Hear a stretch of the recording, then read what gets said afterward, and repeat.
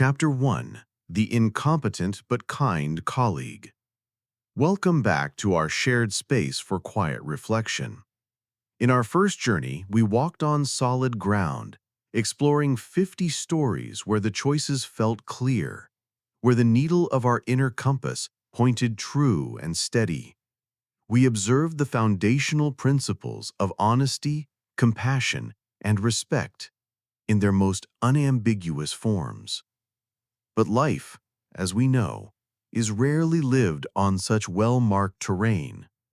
Most of our significant choices occur in a more challenging landscape, a place of shifting mists and uncertain horizons, where the path forward is not always clear. This is the world of gray, and it is here that our next 50 explorations will take place. These are the real-world challenges where duties collide, where kindness to one person can feel like an injustice to another, and where the right thing to do is a matter of difficult judgment, not simple instinct. Our first exploration into this complex territory takes us into the modern workplace, an environment where our personal ethics are constantly tested against professional obligations. Consider the situation of a woman named Jane. She is a dedicated and skilled member of a small, high-performing team responsible for a critical project. She enjoys her work and respects her colleagues, particularly a man named Sam. Sam is, by all accounts, a wonderful person. He is unfailingly kind, the first to remember a birthday or to ask about your weekend with genuine interest. He is a positive, gentle presence in the office, someone who smooths over social frictions and is universally liked. There is, however, a significant problem. Sam is not good at his job. His work is consistently late, often incomplete, and frequently contains errors that Jane and other team members have to discreetly fix. This is not a new development. It is a chronic issue that puts a constant low-grade strain on the entire team.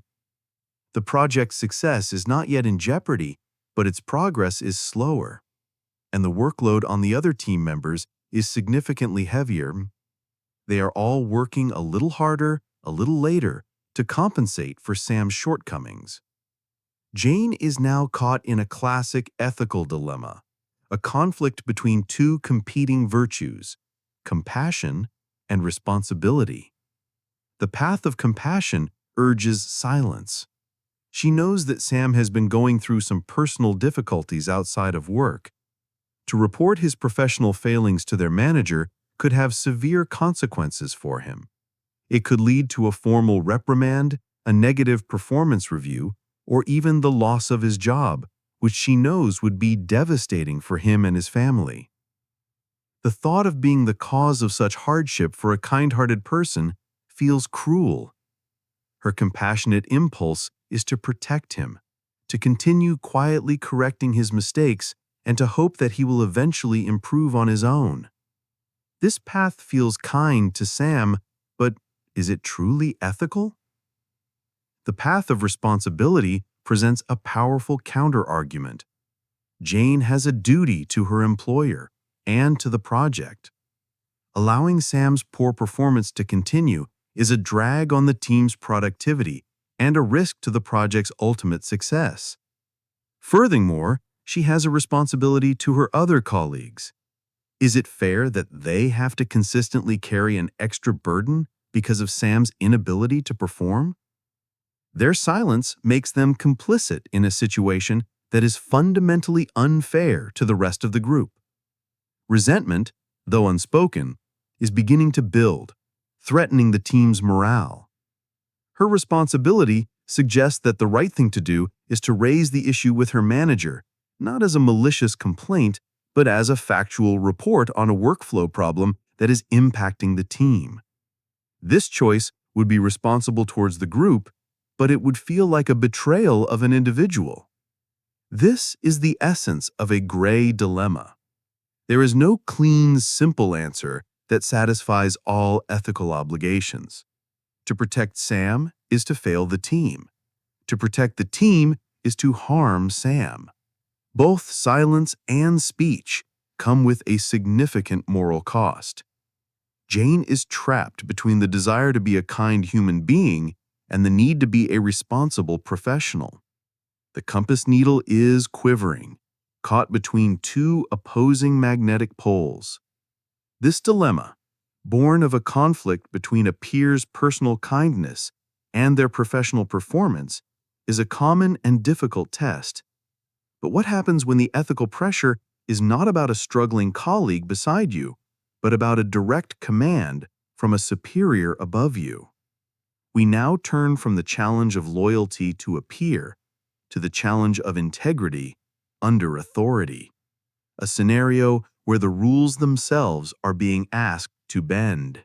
Chapter 2: Pressure from Above to Bend the Rules.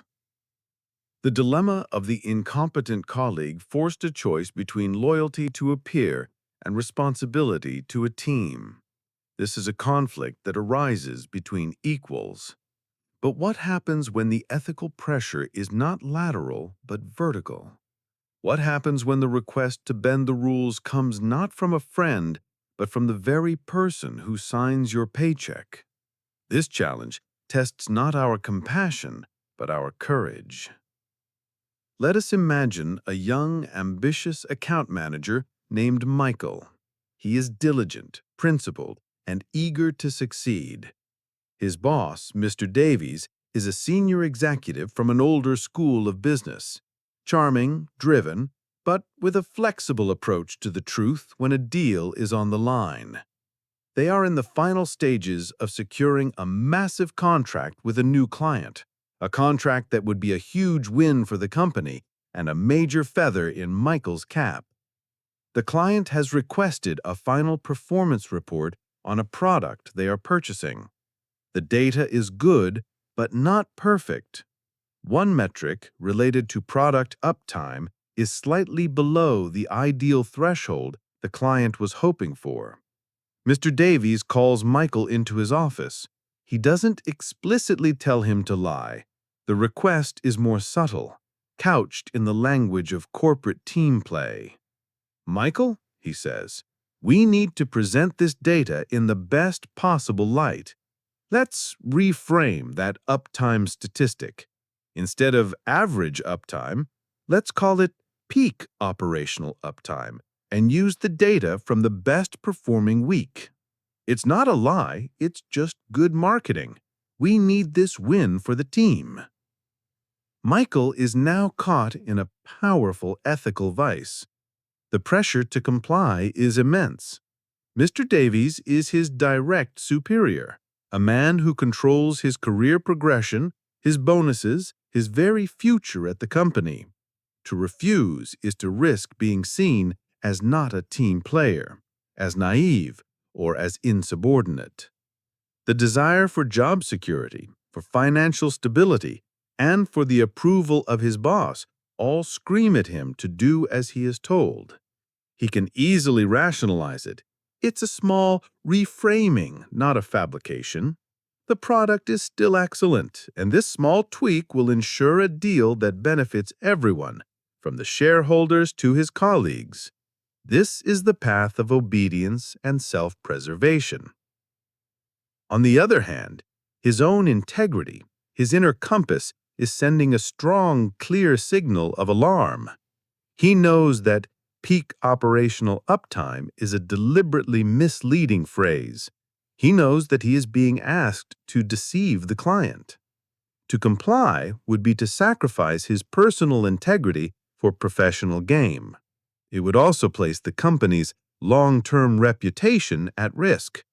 If the client discovers the truth after the deal is signed, and they likely will when the product doesn't meet the peak performance consistently, the ensuing breach of trust could be catastrophic, leading to lawsuits and a reputation for dishonesty that would be far more damaging than losing this single contract. Michael's dilemma pits loyalty to his boss against a higher loyalty to the truth.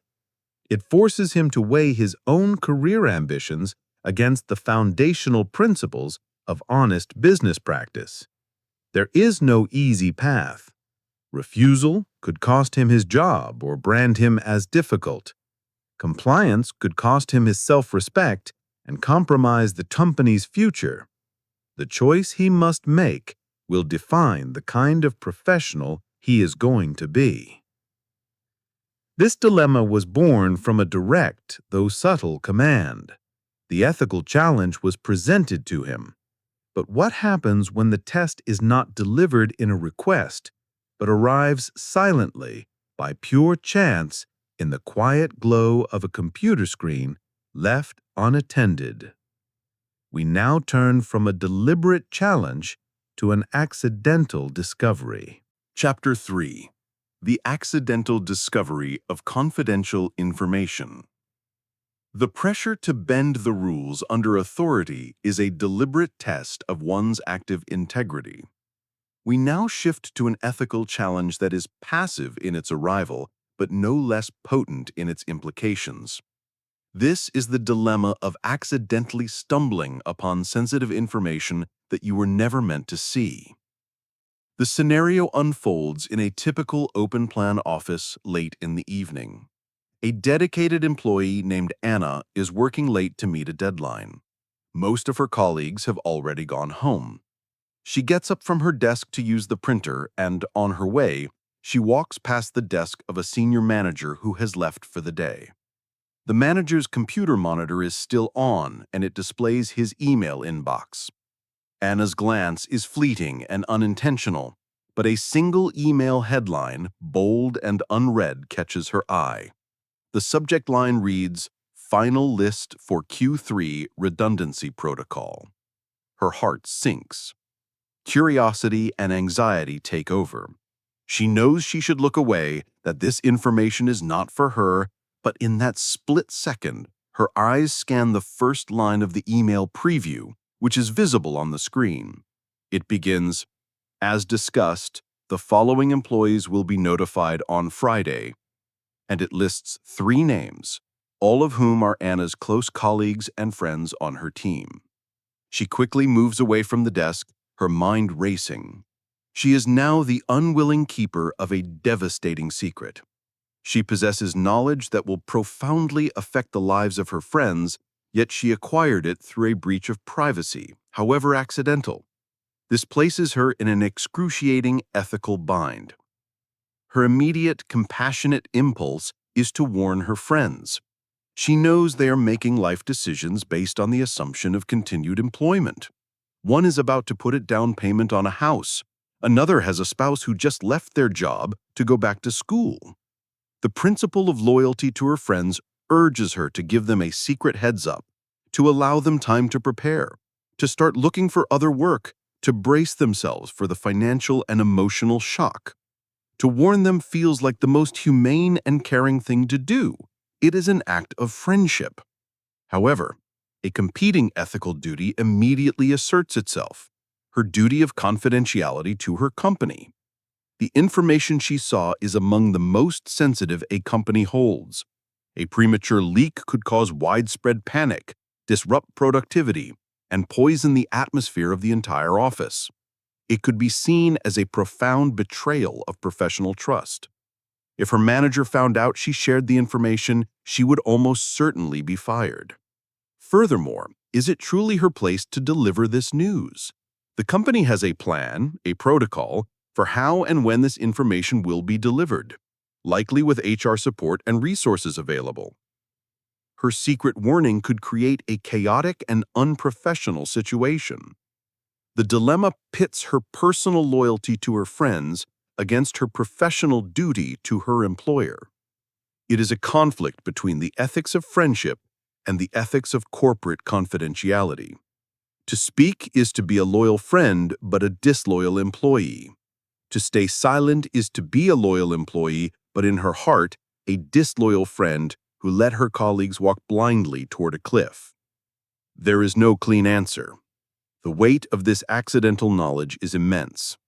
The ethics of information, whether discovered by accident or presented deliberately, are complex.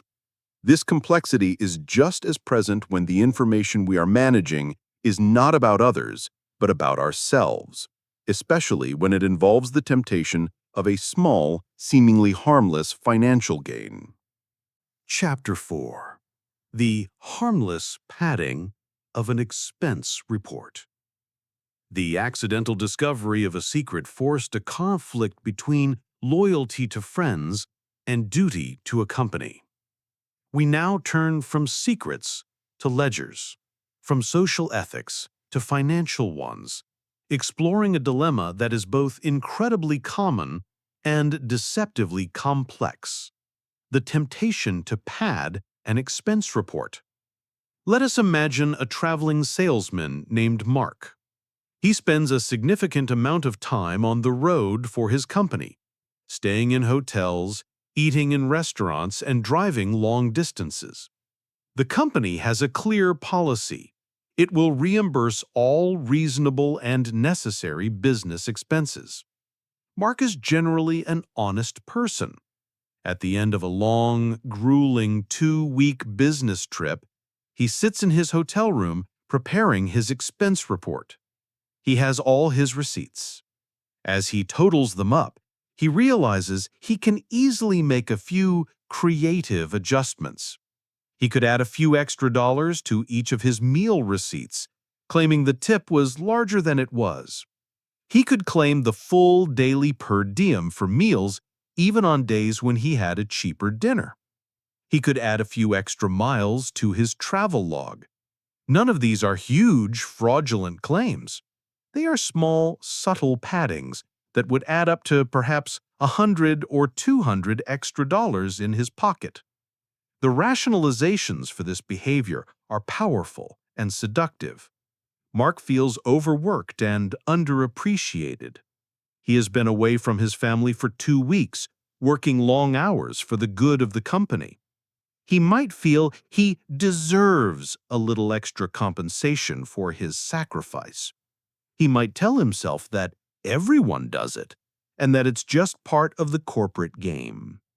The company, a large and profitable entity, would never miss such a tiny amount. It is, he might argue, a victimless crime. This perspective views the expense account not as a trust, but as a supplemental source of income, and it sees the act as a form of self-reward rather than a form of theft. The competing ethical principle, however, is one of straightforward honesty. An expense report is a financial declaration made on one's honor. It is a promise that the numbers presented are a true and accurate reflection of the company's money spent for business purposes. To intentionally inflate those numbers, even by a small amount, is to break that promise. It is, in its simplest form, stealing. While the amount may be small, the principle is significant. It creates a small crack in the foundation of his own integrity. The act requires him to be deceptive, to live with a small, persistent lie. It also shows a fundamental disrespect for his employer and the trust they have placed in him. If this small dishonesty were discovered, it could have disproportionately large consequences. It could damage his reputation, erode the trust his manager has in him, and in some companies, it could be grounds for immediate dismissal. The loss of a career over a few $100s is a devastatingly poor trade. The dilemma pits a feeling of entitlement and the desire for a small, immediate gain against the abstract but powerful principles of honesty and long-term integrity. It asks, where do you draw the line? If a small lie is acceptable, what about a slightly larger one? The choice to pad the expense report, even by a harmless amount, sets the precedent for one's own behavior. The choice to be scrupulously honest, to claim only what was legitimately spent, reinforces a character of integrity. This decision about how one represents financial truths is critical. A similar challenge arises when one must represent the truth about another person's professional history, especially when their future hangs in the balance. Chapter 5. The Ambiguous Reference. The temptation to pad an expense report is a test of our own financial honesty. We now face a dilemma that tests our honesty about others, where the currency is not money, but reputation and opportunity. This is the challenge of giving an ambiguous reference for a former employee. Consider a manager named Laura. She receives a call from a recruiter at another company. The recruiter is conducting a reference check for a man named Tom, who worked for Laura for 2 years before leaving on neutral terms. The truth is that Tom was a mediocre employee. He was never terrible enough to be fired, but he was never particularly good either. He was frequently late with assignments, his work was often satisfactory but rarely inspired, and he was not a strong team player. He was, however, a perfectly pleasant person. The recruiter asks Laura for her honest assessment of Tom's strengths and weaknesses. Laura is now in a difficult ethical position. The path of compassion is a strong one. She knows that Tom is currently unemployed and that a negative reference from her would almost certainly kill his chances of getting this new job. She doesn't have any personal malice towards him. The desire to help him land on his feet is powerful. She could choose to give an ambiguous or generous reference. She could focus only on his few positive qualities, perhaps mentioning that he was affable and had a good attitude. She could downplay his weaknesses or omit them entirely. This would be a kind act towards Tom, a small lie of omission to help a fellow human being. On the other hand, she has a duty of honesty to the recruiter and the company they represent. They are coming to her in good faith, trusting her to provide a candid and accurate assessment to help them make a good hiring decision. To intentionally mislead them would be a betrayal of that professional trust. If they hire Tom based on her glowing reference and he then underperforms, she will have damaged her own credibility and her company's reputation. The new company will have invested time and resources in a poor hire, and they will know she was the source of the bad information. The dilemma pits the virtue of compassion for an individual against the virtue of honesty to a professional peer. Should she prioritize Tom's immediate need for a job or her responsibility to be truthful to the person asking for the reference? There is no answer that feels completely right. To be brutally honest feels cruel. To be mercifully dishonest feels unprofessional and risky. The gray area here is vast. Many people in this situation try to walk a fine line using carefully chosen, non-committal language. They might say Tom met expectations or that he handled his assigned tasks. These statements are technically true, but are designed to be read between the lines. This very act of using ambiguous language is itself an ethical choice, an attempt to navigate the treacherous waters between causing harm and being untruthful.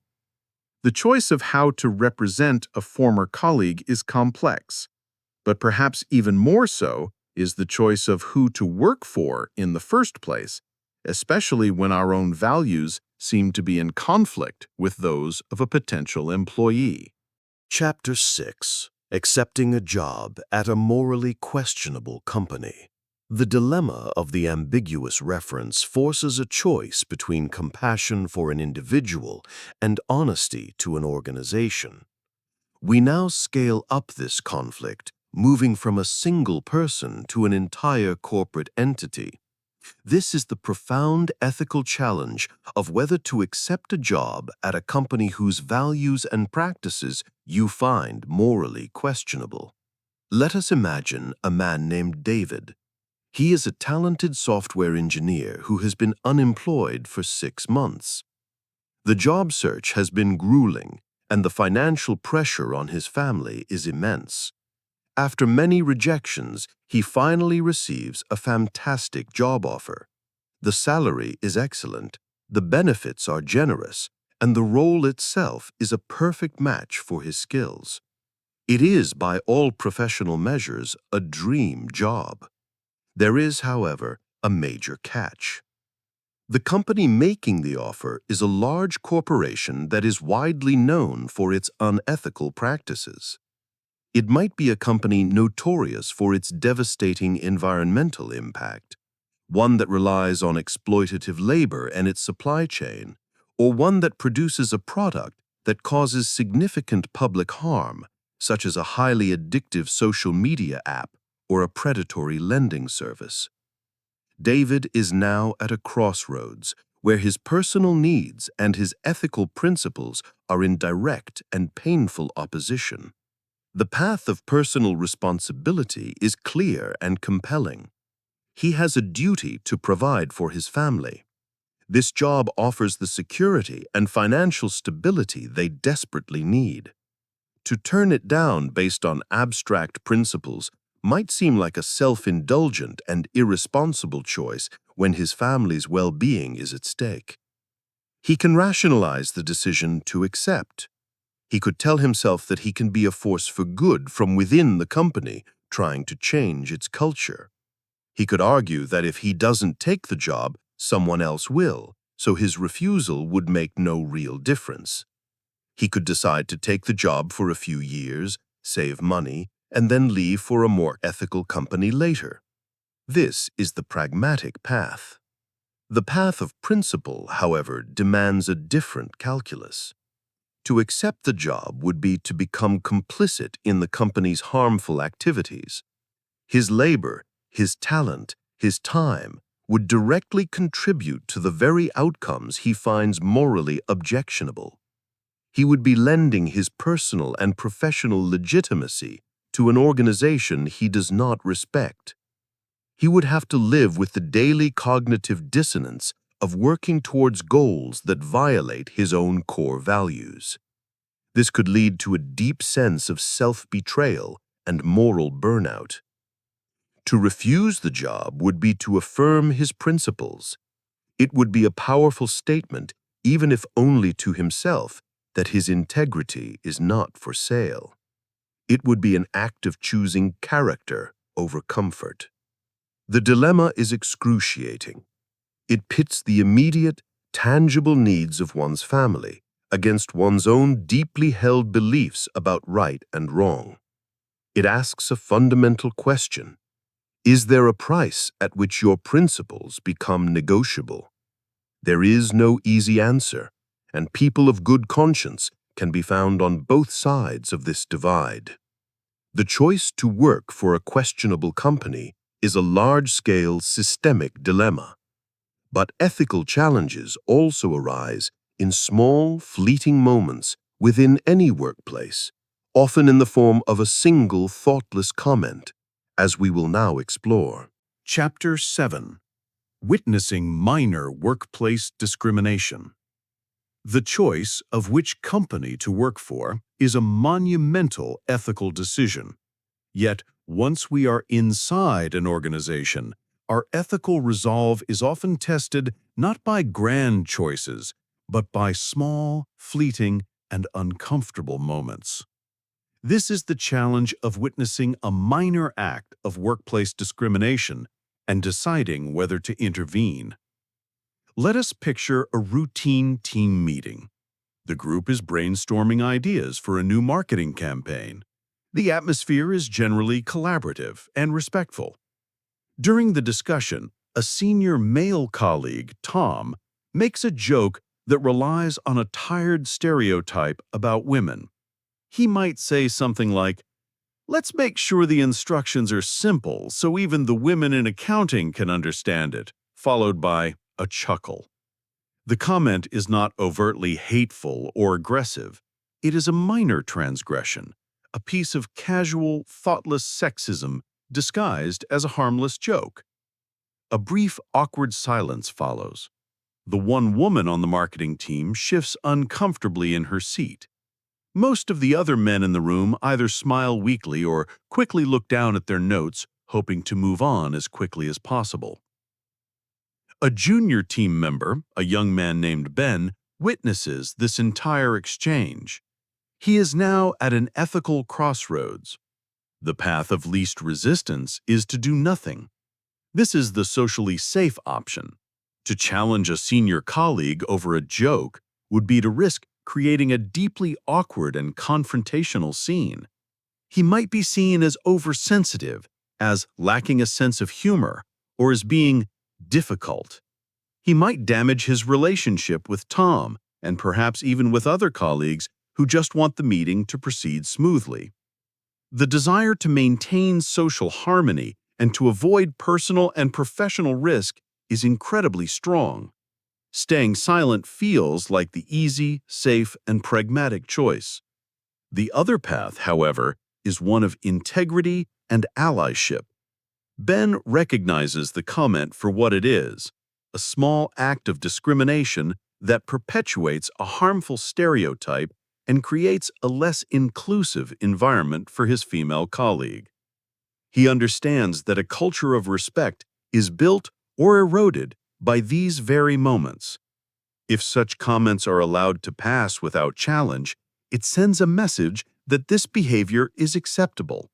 Silence is a form of complicity. He has a responsibility as a member of the team to help maintain a respectful workplace. He can choose to speak up. This doesn't require a dramatic outburst.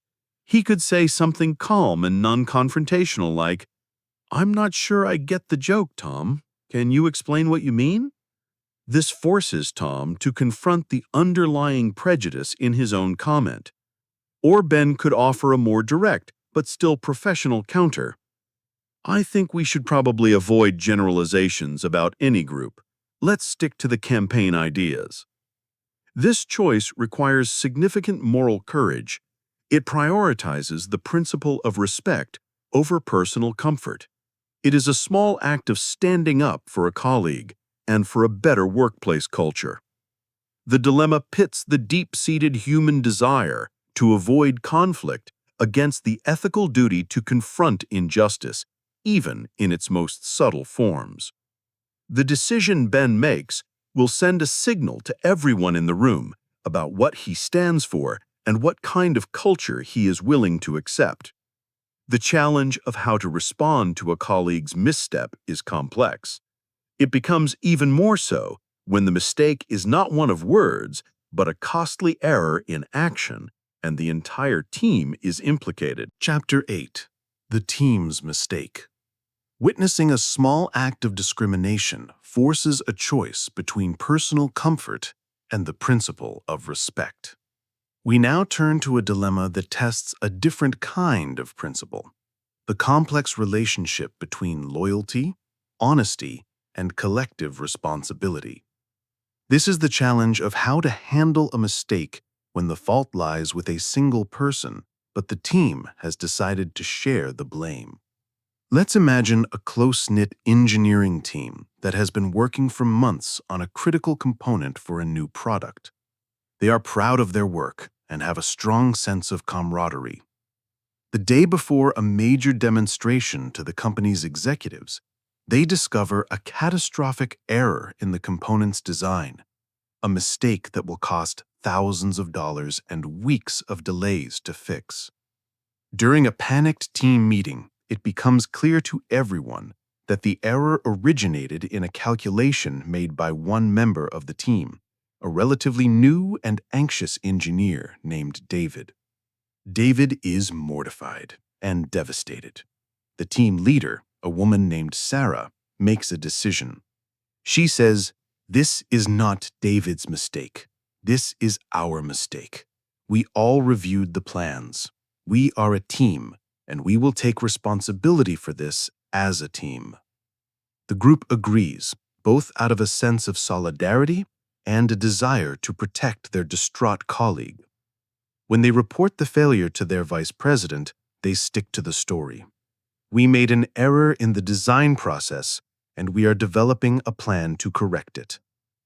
The vice president accepts their collective responsibility. However, a senior member of the team, a man named Alex, feels a deep sense of ethical conflict. He is now caught between two powerful and competing loyalties. The path of loyalty to the team is clear. He has given his word to his colleagues. To break ranks now would be a profound act of betrayal. It would destroy the trust and psychological safety within the team, and it would throw David to the wolves, potentially ruining his career. Upholding the collective story protects a vulnerable individual and preserves the unity of the group. It feels like the compassionate and honorable thing to do. On the other hand, Alex also feels a strong sense of loyalty and responsibility to the company. The "we made a mistake" narrative, while noble, is not entirely true. It obscures the real root of the problem. The mistake was not a failure of the team's process, but a specific knowledge gap in one of its members. If the management doesn't know the true cause, they cannot take the proper steps to prevent it from happening again. Perhaps David needs more training or supervision. By hiding the specific cause, the team is potentially setting the company up for a similar failure in the future. The honest and responsible act towards the organization would be to privately and professionally inform the VP of the true nature of the error. This would allow for a targeted solution.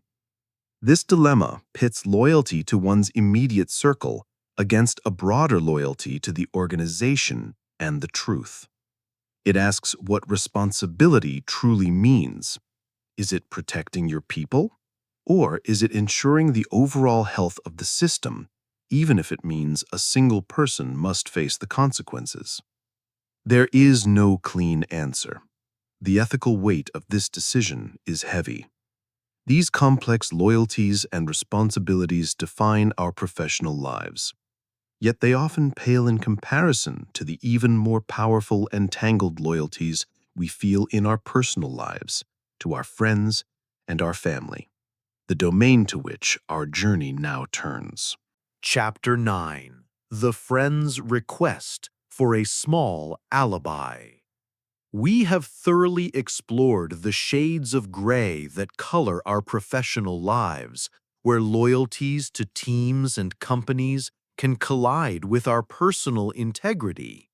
Now we cross a significant threshold into a realm where the ethical stakes often feel even higher and more personal: our relationships with friends and family. Here, the abstract principles of honesty are tested against the powerful emotional bonds of love and loyalty. Our first scenario in this new domain is a classic and deeply relatable one: a friend's request for a small alibi. Let us imagine two best friends, Mark and Chris. One evening, Chris calls Mark in a state of minor panic. "Hey," he says, "my partner and I had a fight, and I just needed some space, so I went out for a few hours. I told them I was with you. If they call or text to check, can you just cover for me? Just say we were grabbing a bite to eat. It's no big deal. It will just smooth things over." Mark is now in an immediate ethical bind. The pull of friendship and loyalty is incredibly strong. Chris is his best friend. The request seems minor, a white lie designed not for malicious deception, but to de-escalate a domestic conflict.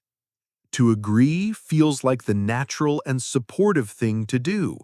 It is a simple way to help a friend out of a jam. Refusing might seem rigid, unhelpful, or even judgmental. It could damage their friendship, making Chris feel that Mark is not on his side. The desire to be a good, supportive friend creates immense pressure to simply say yes. This is the path of immediate loyalty. The counter-argument, however, comes from the principle of honesty and personal integrity. A lie, no matter how small or well-intentioned, is still a lie. By agreeing, Mark involves himself in the deception and the private conflict of his friend's relationship. He is no longer a neutral third party. He is now an active participant in misleading his friend's partner. This could have unforeseen consequences. What if the small lie needs to be expanded upon? What if he is asked for details about their non-existent meal? A small lie can often grow into a larger, more complex web of deceit. Furthermore, by covering for Chris, is he truly helping him? Or is he enabling a pattern of poor communication and avoidance in his friend's relationship? A truly supportive friend might instead encourage Chris to be honest with his partner about his need for space. The dilemma pits the immediate emotional desire to be a good friend against the more abstract principle of not participating in dishonesty. It also questions the very definition of what being a supportive friend means. Is it to always agree and cover for them, or is it to hold them to a higher standard of integrity even when it's uncomfortable? The choice is a difficult one. To lie for Chris feels like a betrayal of his own principles. To refuse feels like a betrayal of his friend. This is a shade of gray that tests the very definition of friendship. This challenge involves a lie requested in the present. But what happens when the ethical dilemma is not about creating a new falsehood, but about deciding whether to reveal a painful truth from the past? We now turn from a friend's request to the unearthing of a difficult family secret. Chapter 10. Uncovering a Painful Family Secret. The request for a small alibi tested the boundary between friendship and honesty. We now delve deeper into the complexities of personal relationships, exploring a dilemma that involves not a small present lie, but a large historical truth. This is the challenge of uncovering a painful family secret and deciding whether it should be brought into the light. Consider a woman named Sarah, who has recently become fascinated with genealogy. She spends her weekends delving into public records, old letters, and online databases, piecing together her family's history. It is a joyful and fascinating hobby until she makes a shocking discovery. She finds incontrovertible evidence, a birth certificate and old adoption papers, that her beloved grandfather, who she thought was the biological son of her great-grandparents, was actually adopted. Her living grandmother, his 85-year-old widow, and her own father have no idea. They have lived their entire lives believing a different story. Sarah is now the sole keeper of a secret that has the power to redefine her family's entire sense of identity. She is caught in a profound ethical conflict. On one side is the powerful principle of truth. The argument for revealing the secret is compelling. Isn't the truth always better than a lie, no matter how long that lie has been told? Doesn't her father have a right to know his true lineage? Doesn't her grandmother deserve to know the full story of the man she married? The pursuit of truth feels like a noble and honest endeavor. To keep the secret is to become a participant in the original deception.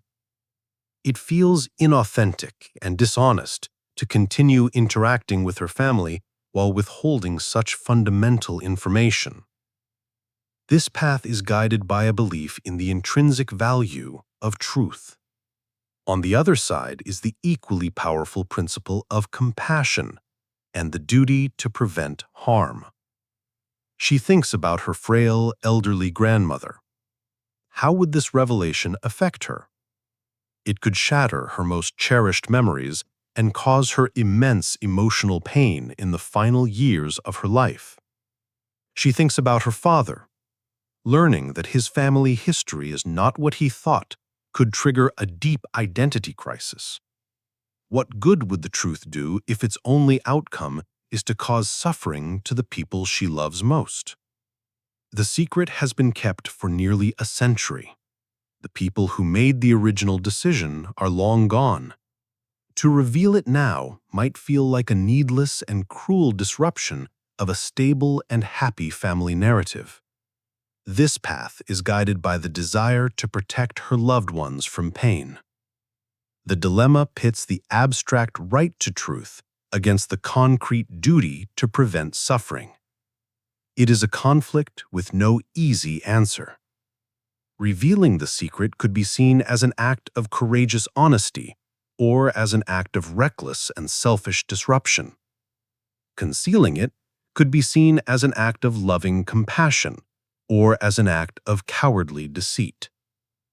The weight of this knowledge is immense, and the choice of what to do with it is a shade of gray that can haunt a person for a lifetime. This dilemma revolved around a secret from the distant past. But what happens when the ethical challenge is not about history or truth, but about a very present and tangible issue, money between friends? We now turn from family secrets to the fraught territory of personal loans. Chapter 11. The Loan to a Friend Without a Deadline. The discovery of a family secret presented a conflict between historical truth and present-day compassion. We now shift our focus to a dilemma that is intensely present and practical, one that frequently tests the strength of friendships, the ethics of a loan made without clear terms. This is the challenge that arises when generosity collides with expectations. Let us imagine two old friends, David and Mike. David is financially stable, while Mike has always struggled a bit. A few months ago, Mike was in a serious bind. He lost his job and was at risk of being evicted. Filled with compassion for his friend's plight, David lent him a significant sum of money, $2,000, to cover his rent and expenses. In the emotional moment of helping his friend, they didn't discuss the specifics of repayment. David simply said, "Pay me back whenever you can." It was an act of pure generosity. A few months have passed. Mike has found a new, well-paying job. David is happy for him, but he has noticed a pattern in Mike's behavior that is causing him a growing sense of unease. He sees on social media that Mike has been going out to expensive dinners, bought tickets to a concert, and is planning a weekend getaway. Meanwhile, there has been no mention of the $2,000 loan. Not a single payment has been made, nor has a repayment plan been suggested. David is now in a very awkward and ethically complex situation. He is caught between his role as a friend and his role as a lender. One path is to say nothing. He could tell himself that the original agreement was, "Pay me back whenever you can," and perhaps, in Mike's mind, that time has not yet arrived. To bring up the money would feel crass and transactional. It might damage their friendship, making it seem as if his act of generosity came with unspoken strings attached. He doesn't want to seem petty or to put his friend, who is just getting back on his feet, under pressure. The desire to preserve the harmony and ease of their friendship urges silence. This path prioritizes the relationship over the financial agreement. The other path is to address the issue directly. David lent the money in good faith, with the clear, albeit unspoken, understanding that it was a loan, not a gift. It is a significant amount of money that he himself could use. He feels that Mike, by spending money on non-essential luxuries while the debt remains outstanding, is taking advantage of his generosity and acting disrespectfully. The principle of fairness suggests that he has a right to have his loan repaid now that his friend is financially capable. To bring it up would be to assert his own needs and to hold his friend accountable for their agreement. This path prioritizes fairness and mutual respect over the potential for social awkwardness. The dilemma is a minefield of unspoken expectations. To remain silent could lead to a festering resentment that slowly poisons the friendship from within. To speak up could trigger a defensive reaction from Mike, leading to an open conflict that could also damage the friendship. The core of the problem is the ambiguity of the original pact. David's choice is not just about whether to ask for his money back. It's about how to navigate a situation where friendship and finance have become uncomfortably entangled. The gray nature of this problem highlights the inherent risks of mixing personal relationships with financial ones. This tension arose from a financial matter. But what happens when a friend asks not for money, but for something equally valuable and potentially more dangerous, your unvarnished opinion? We now turn from the ethics of loans to the ethics of honesty. Chapter 12. The Unflattering Truth. The dilemma of the loan to a friend was a conflict between preserving harmony and asserting fairness. We now face a situation that tests a different kind of harmony, one that pits the duty of honesty directly against the desire to protect a friend's feelings and dreams. This is the profound challenge of being asked for your sincere opinion when you know that truth will be painful. Let's consider two close friends, Emily and Jessica. Emily is an aspiring novelist. For the past 3 years, she has poured her heart, soul, and a significant amount of her savings into writing her first book. It is the most important project of her life, the embodiment of her deepest ambitions. After completing the manuscript, she gives a copy to Jessica, her most trusted friend and a person whose literary judgment she respects. She asks Jessica for her honest, unfiltered feedback. "Don't hold back," Emily says. "I need to know what you really think." Jessica spends the weekend reading the manuscript. As she reads, a sinking feeling grows in her stomach. The book is, in her sincere and considered opinion, not good. The plot is weak, the characters are one-dimensional, and the writing is cliched. It is not a near miss that could be fixed with a few edits. It is fundamentally flawed. Jessica is now in an excruciating ethical position. The path of compassion is powerfully compelling. Emily has invested years of her life in this project. Her self-esteem and her dreams are woven into every page. To tell her the brutal, unflattering truth could be absolutely devastating. It could crush her friend's spirit, destroy her confidence, and perhaps even make her abandon her passion for writing altogether. The desire to protect her friend from such a devastating emotional blow is immense.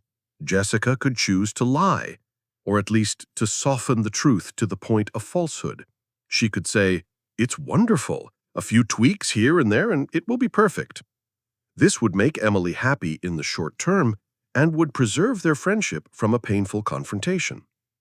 This is the path of kindness. The other path is the path of honesty. Emily explicitly asked for her unfiltered opinion. She came to Jessica because she trusted her to tell the truth. To lie would be a betrayal of that specific trust. It would be a profound act of disrespect to her friend's request and her craft. Furthermore, a dishonest, glowing review might give Emily the false hope to invest even more time and money into a project that has no future, delaying the inevitable and perhaps more painful rejection from agents and publishers. A true friend, this argument goes, tells the hard truth in order to help the other person grow, even when it hurts. To be honest is to respect her friend's ambition enough to give her a genuine critique. The dilemma is a direct clash between two different definitions of friendship. Is a friend someone who always protects your feelings, or someone who always tells you the truth, especially when it's hard? Both choices are fraught with risk. A lie betrays the trust of the requester, while the truth could shatter the heart of the requester. Jessica must navigate this gray area, attempting to find a way to be both honest and kind, a task that requires immense emotional intelligence and care. She must deliver a critique that is truthful about the work, but not destructive to the person. This dilemma involved a truth that, if revealed, could cause emotional pain. But what if the truth is not about a creative project, but about a deep personal betrayal, one that could unravel a friend's entire life? Chapter 13. Witnessing a friend's partner's infidelity. The challenge of giving an honest critique tested the line between kindness and truth. We now escalate the stakes dramatically, moving into one of the most fraught and explosive ethical dilemmas in personal relationships: the act of witnessing a good friend's partner being unfaithful. Let us imagine you are out for dinner in a city an hour away from your home, a place where you wouldn't expect to see anyone you know. As you are leaving the restaurant, you see Sarah, the wife of your close friend, Tom. She is at a quiet, candlelit table with another man. Their body language is not ambiguous. They are holding hands, looking into each other's eyes, and in a moment of undeniable clarity, they share an intimate kiss. There is no doubt in your mind about what you are witnessing. You are now the sole keeper of a piece of information that is a bomb, capable of destroying your friend's marriage and his entire world. You are immediately plunged into an ethical crisis with no easy exit. The first option is to say nothing. This path is guided by the powerful principle of non-interference. It is not your marriage. You could argue that you have no right to meddle in the complex, private affairs of another couple. Perhaps they have an open relationship. Perhaps they are in the process of separating. You do not know the full context. To insert yourself into this situation could make a terrible situation even worse, and you could end up being the target of both their anger. The instinct to mind your own business is strong. It is the path of self-preservation and avoids a messy, painful confrontation. The second option is to tell your friend Tom. The argument for this is rooted in loyalty and honesty. Tom is your close friend. He is living a lie, and his trust in his partner is being profoundly violated. Does he not have a right to know the truth? To withhold this information from him could be seen as a deep betrayal of your friendship. You are allowing him to continue investing his love and his future in a relationship that is based on a deception. If he were to find out later that you knew all along and said nothing, your friendship could be irreparably damaged. This path is about prioritizing your friend's right to the truth over the potential for catastrophic fallout. The third option, perhaps even more complex, is to confront Sarah, the unfaithful partner. You could approach her, either now or later, and tell her what you saw. This would give her the opportunity to be the one to tell her husband, preserving some small measure of control over her own narrative. However, this is also a highly confrontational and risky path.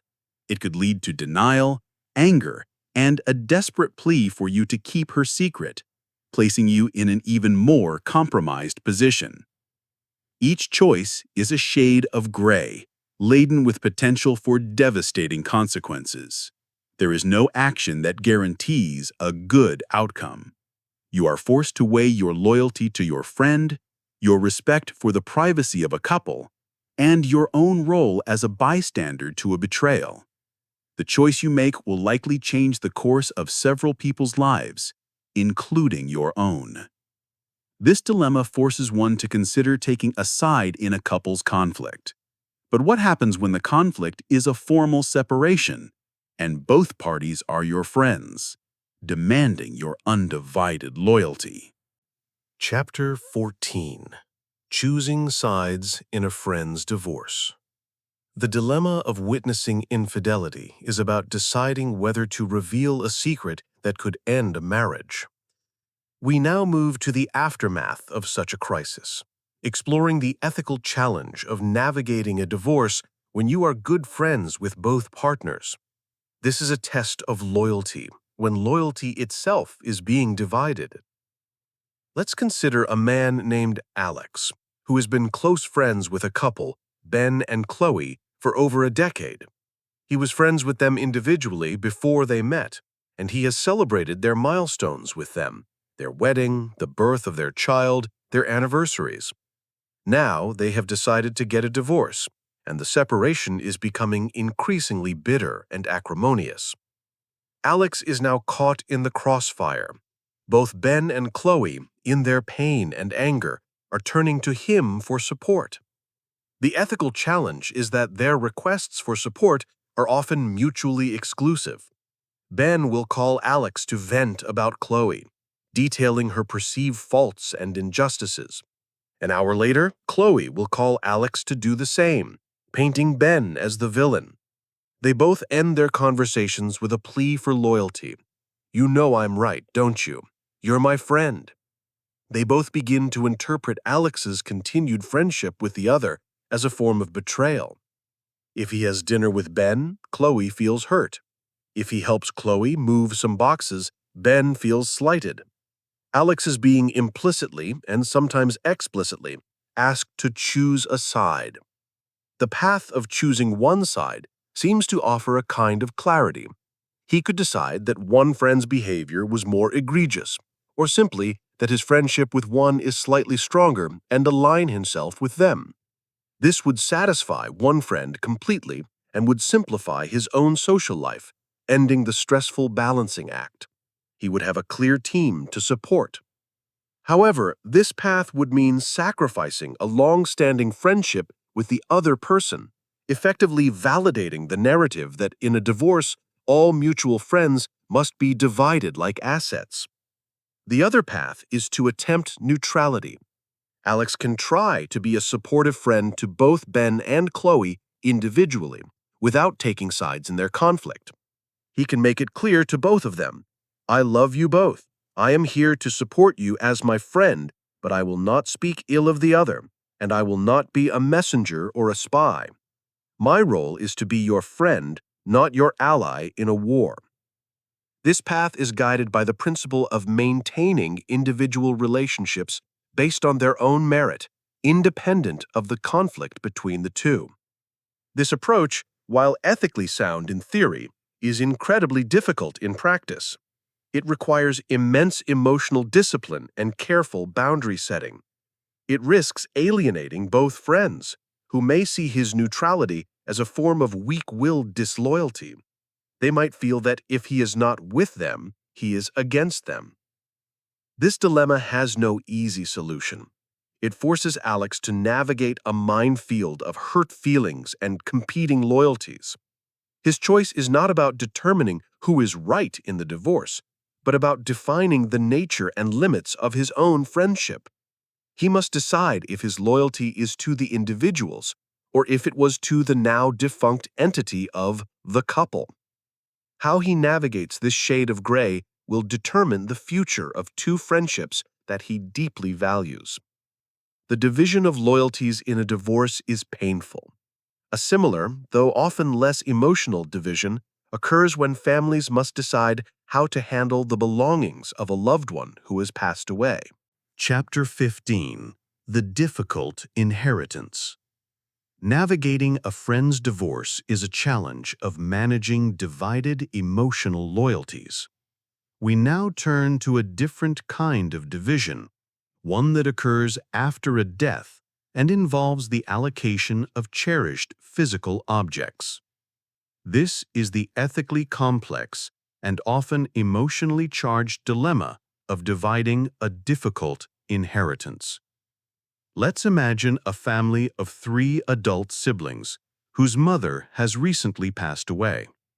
In her will, she clearly stipulated how her major financial assets, her house and her savings, were to be divided equally among them. However, she left no instructions for the division of her personal possessions, a house full of items imbued with a lifetime of sentimental value, her wedding ring, the grandfather clock that stood in the hall, her collection of first edition books, the handwritten recipe cards in the kitchen. These items have little monetary value, but their emotional value is immeasurable. The three siblings, all of whom are grieving, gather at their mother's house to begin the difficult task of sorting through her belongings. A conflict quickly emerges. All three siblings feel a deep connection to the same few items. The oldest sister feels she should have the wedding ring as she is the eldest. The brother argues he should have the grandfather clock as he spent years helping his father maintain it. The youngest sister believes she should have the recipe cards as she is the one who loves to cook and will actually use them. Their grief, combined with a lifetime of subtle sibling rivalries, turns the process into a tense negotiation. They are at an ethical impasse. One approach is a form of emotional warfare. Each sibling could argue passionately for their own claim, digging in their heels and refusing to compromise. They could bring up old grievances, trying to prove who loved their mother more or who is more deserving. This path turns the division of property into a zero-sum game of winners and losers, a contest of wills that can inflict deep and lasting damage on their relationships long after the objects themselves have been distributed. Another path is to seek a fair, but perhaps cold, procedure.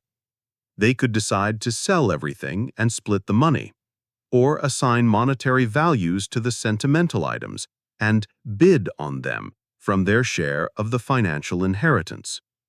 This approach is logical and fair in a transactional sense, but it can feel sterile and disrespectful to the memory of their mother. It strips the items of their sentimental value and reduces them to mere commodities. The most ethically challenging, yet potentially most rewarding path is one of active empathy and compassionate compromise. This requires each sibling to step outside of their own desires and to truly listen to what the objects mean to the others. It requires the oldest sister to hear and understand why the grandfather clock is so important to her brother. It requires the brother to recognize the deep emotional connection his sister has to the family recipes. It might lead to creative solutions. Perhaps the sister who gets the wedding ring agrees that it will be passed down to the first niece who gets married. Perhaps the brother who gets the clock invites his sisters to contribute to a plaque honoring their father's memory beside it. They might decide to digitally scan the recipe cards so everyone can have a copy. This path is difficult. It requires patience, humility, and a willingness to prioritize the health of their relationships over the possession of any single object. The dilemma forces them to decide what they are truly dividing. Are they dividing their mother's things, or are they dividing their family? The way they navigate this gray area will define their relationship as siblings for years to come. The difficulty of dividing an inheritance often pales in comparison to the challenge of watching a loved one make choices that could ruin their own life, as we will now explore. Chapter 16. Intervening in an adult sibling's poor choices. The dilemma of a difficult inheritance is about how siblings handle the legacy of the past. We now confront a far more forward-looking and agonizing challenge: the decision of whether and how to intervene in the self-destructive life choices of an adult sibling. This is a profound test of the line between caring and controlling. Let's consider two adult sisters, Jessica and Megan. Jessica is responsible and has her life in order. Her younger sister, Megan, is on a path of self-destruction. She is in a relationship with a verbally abusive partner. She is spending money recklessly and accumulating massive debt, and she has started to drink heavily. Jessica watches this unfold with a growing sense of panic and despair. She loves her sister dearly and sees her heading towards a personal and financial cliff. Jessica is caught in a painful ethical trap. The principle of respecting autonomy is a powerful one. Megan is an adult. She has the right to make her own choices, even if they are poor ones. To intervene too aggressively, to constantly criticize her partner, to lecture her about her spending, to demand that she stop drinking would be to treat her like a child. This approach, born of fear and a desire to control the outcome, would likely be met with fierce resistance. Megan would see Jessica's help as judgment and control, and she would likely push her away, severing the very relationship that might be her only lifeline. To overstep is to risk destroying the connection completely. This is the path of respecting her sister's agency, even if it leads to ruin. On the other hand, the principle of compassionate intervention, the duty of care for a loved one, is equally compelling. Can she truly stand by and do nothing while her sister destroys her life? To remain a passive bystander feels like a form of abandonment. It feels like she is implicitly condoning the behavior or that she simply doesn't care enough to try and help. If Megan hits rock bottom, Jessica would be haunted by the thought that she could have done more. This is the path of active, loving concern. The dilemma forces Jessica to navigate the treacherous gray area between support and control.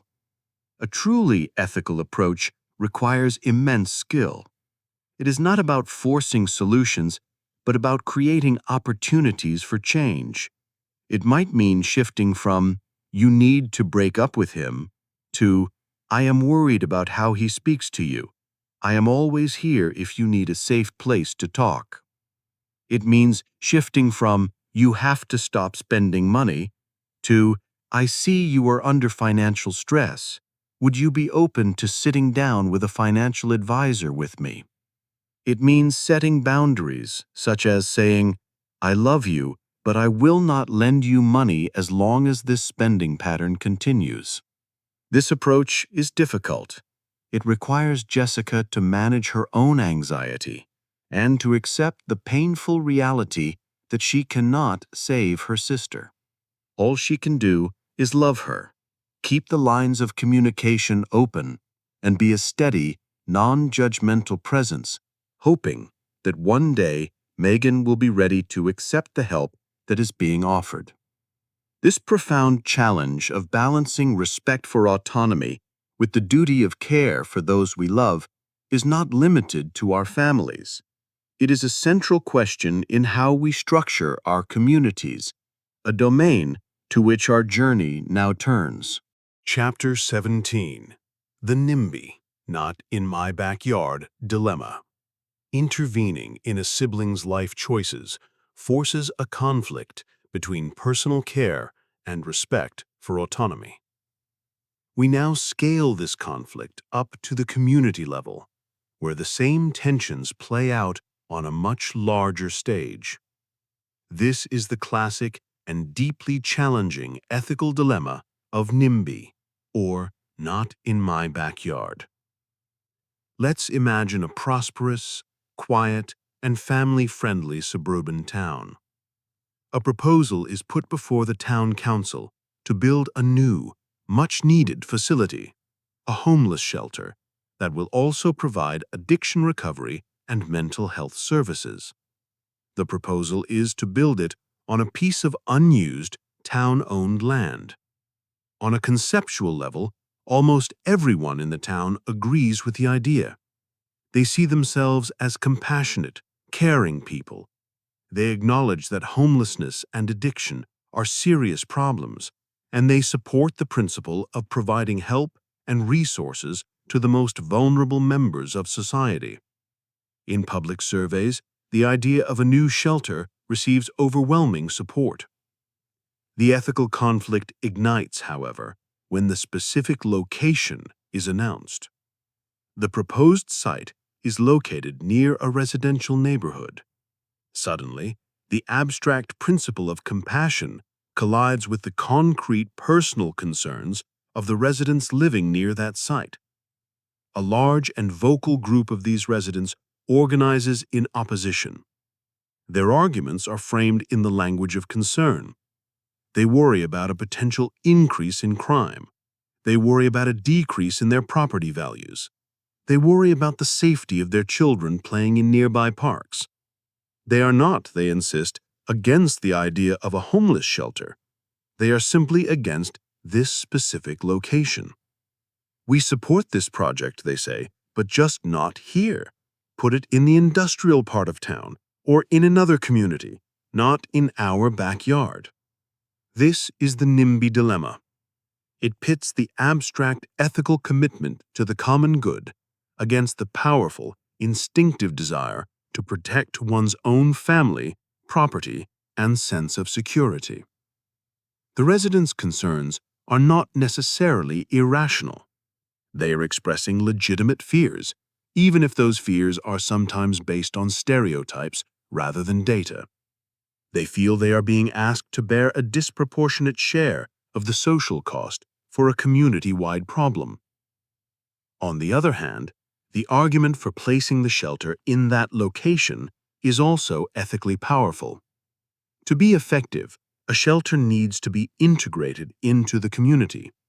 It needs to be near public transportation, potential jobs, and other social services.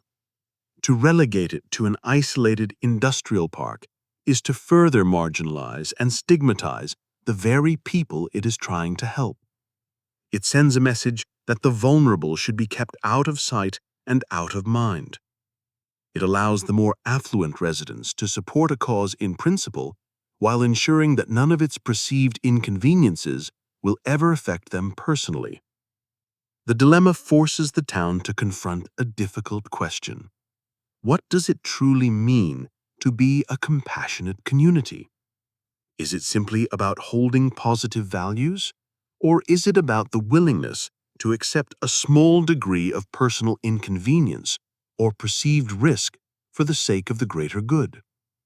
It is a test of whether the town's stated ethical principles are a deeply held commitment or merely a superficial preference. The way the community navigates this conflict will reveal its true character. The debate over where to place a new facility is one form of community tension. A related but distinct challenge arises when the forces of the market, rather than a single project, begin to transform a neighborhood's very soul. Chapter 18. The Ethics of Gentrification. The NIMBY dilemma involves a community's active decision about a single project. We now turn to a more organic, market-driven process that presents its own profound ethical challenges: gentrification.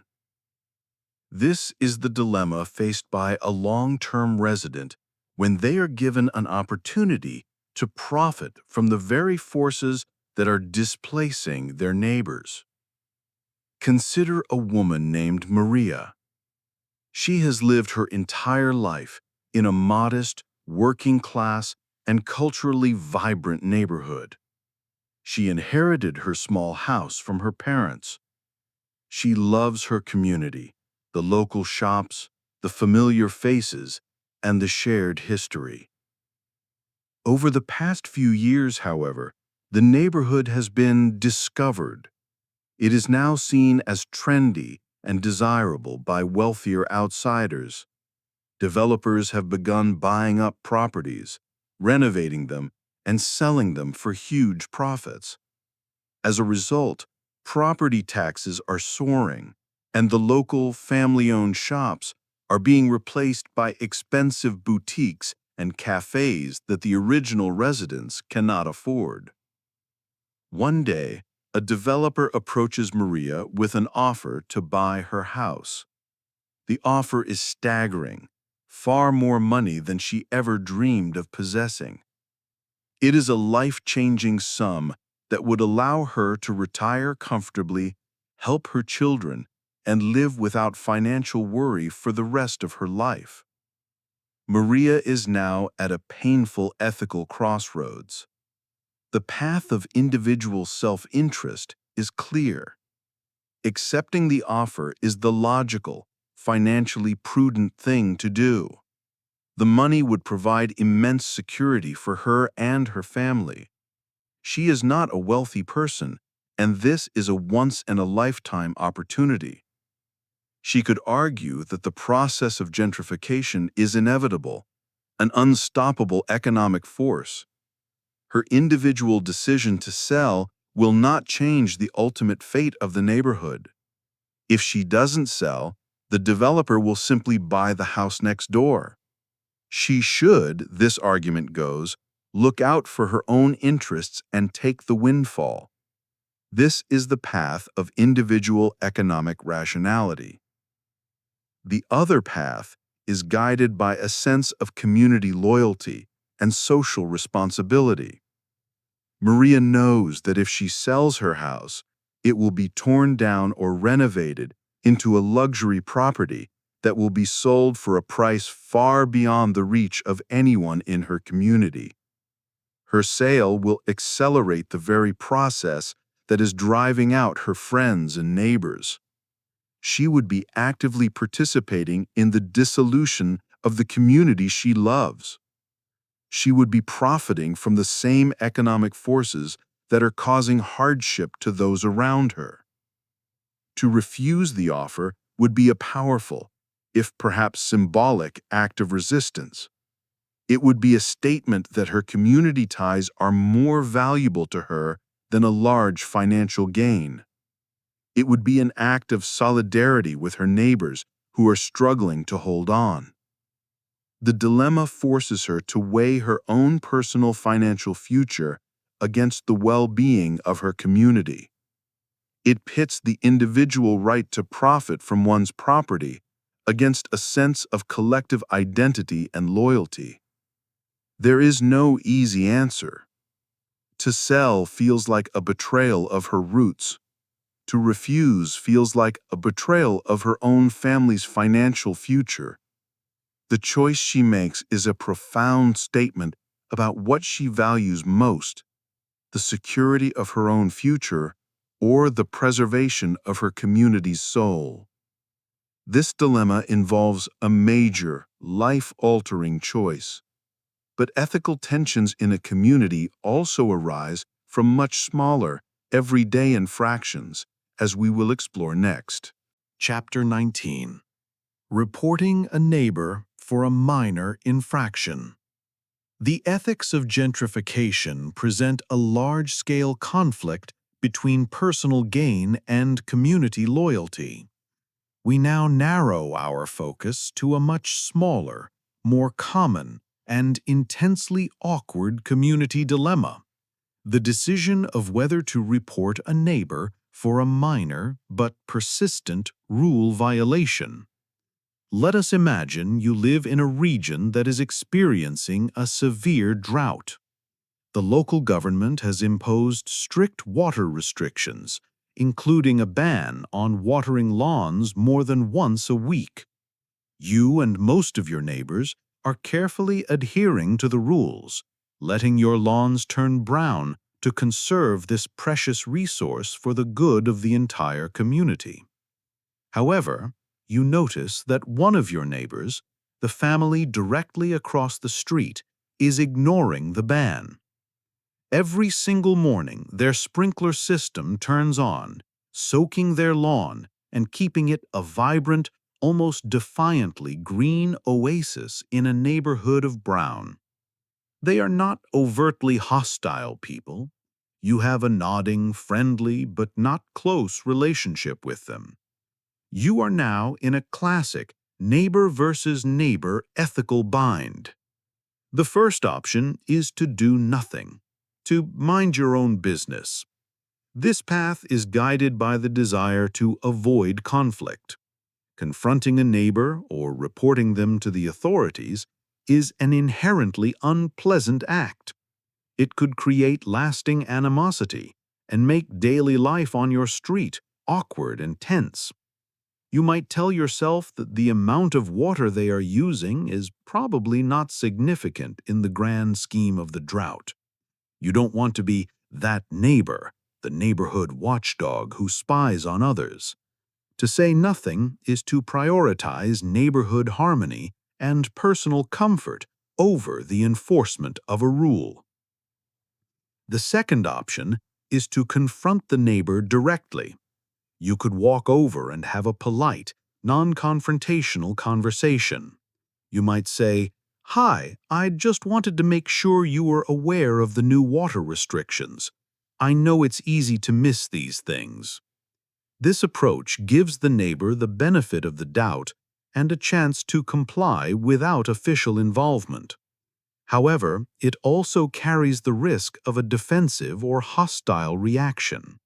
They might tell you to mind your own business, creating the very conflict you hoped to avoid. The third option is to report them anonymously to the local water authority. This path is guided by a sense of civic duty and fairness. The rules were created for the benefit of everyone, and this neighbor is selfishly taking more than their fair share of a scarce public resource. It is not fair to everyone else who is making a sacrifice. Anonymously reporting them enforces the rule without requiring a direct personal confrontation. Yet this path can also feel like a betrayal, an act of secret tattling that feels cowardly and unneighborly. The dilemma forces you to balance several competing values: your desire for neighborhood peace, your duty to uphold community rules, your sense of fairness, and your aversion to personal conflict. Each choice has a potential downside. Doing nothing can lead to resentment. Direct confrontation can lead to open hostility. Anonymous reporting can create a culture of mistrust. The way you choose to handle this minor infraction reveals a great deal about your personal philosophy on community living and social responsibility. These community challenges often arise from living in close proximity. But what happens when we are the outsiders, the visitors in another community, and our very presence creates new ethical questions? Chapter 20. The Ethical Tourist. Reporting a neighbor for a minor infraction is a dilemma that arises from within a community. We now turn our focus outward to the ethical challenges we face when we are visitors in someone else's community, particularly one that is economically disadvantaged. This is the complex question of what it means to be an ethical tourist. Let's imagine a couple from a wealthy Western country on vacation in a developing nation in Southeast Asia. They are enchanted by the culture, the scenery, and the warmth of the people. They are also acutely aware of the visible poverty that coexists with the beauty. One afternoon, they're walking through a local market, a vibrant, chaotic place filled with stalls selling handmade crafts, textiles, and souvenirs. They are faced with a series of ethical choices that tourists confront every day.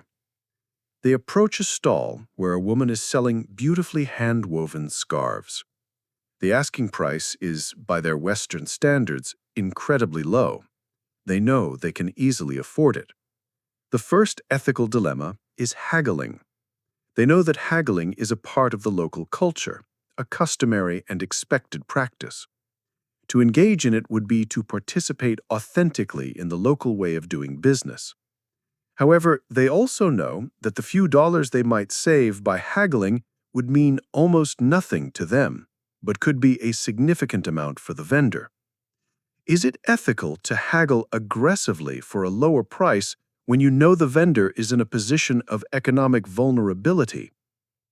The second dilemma arises when they see a group of small children selling trinkets or begging for money. Their compassionate impulse is to give the children a few coins. It feels like a direct and immediate way to alleviate suffering. However, they have also read in their guidebook that giving money to children can create harmful incentives.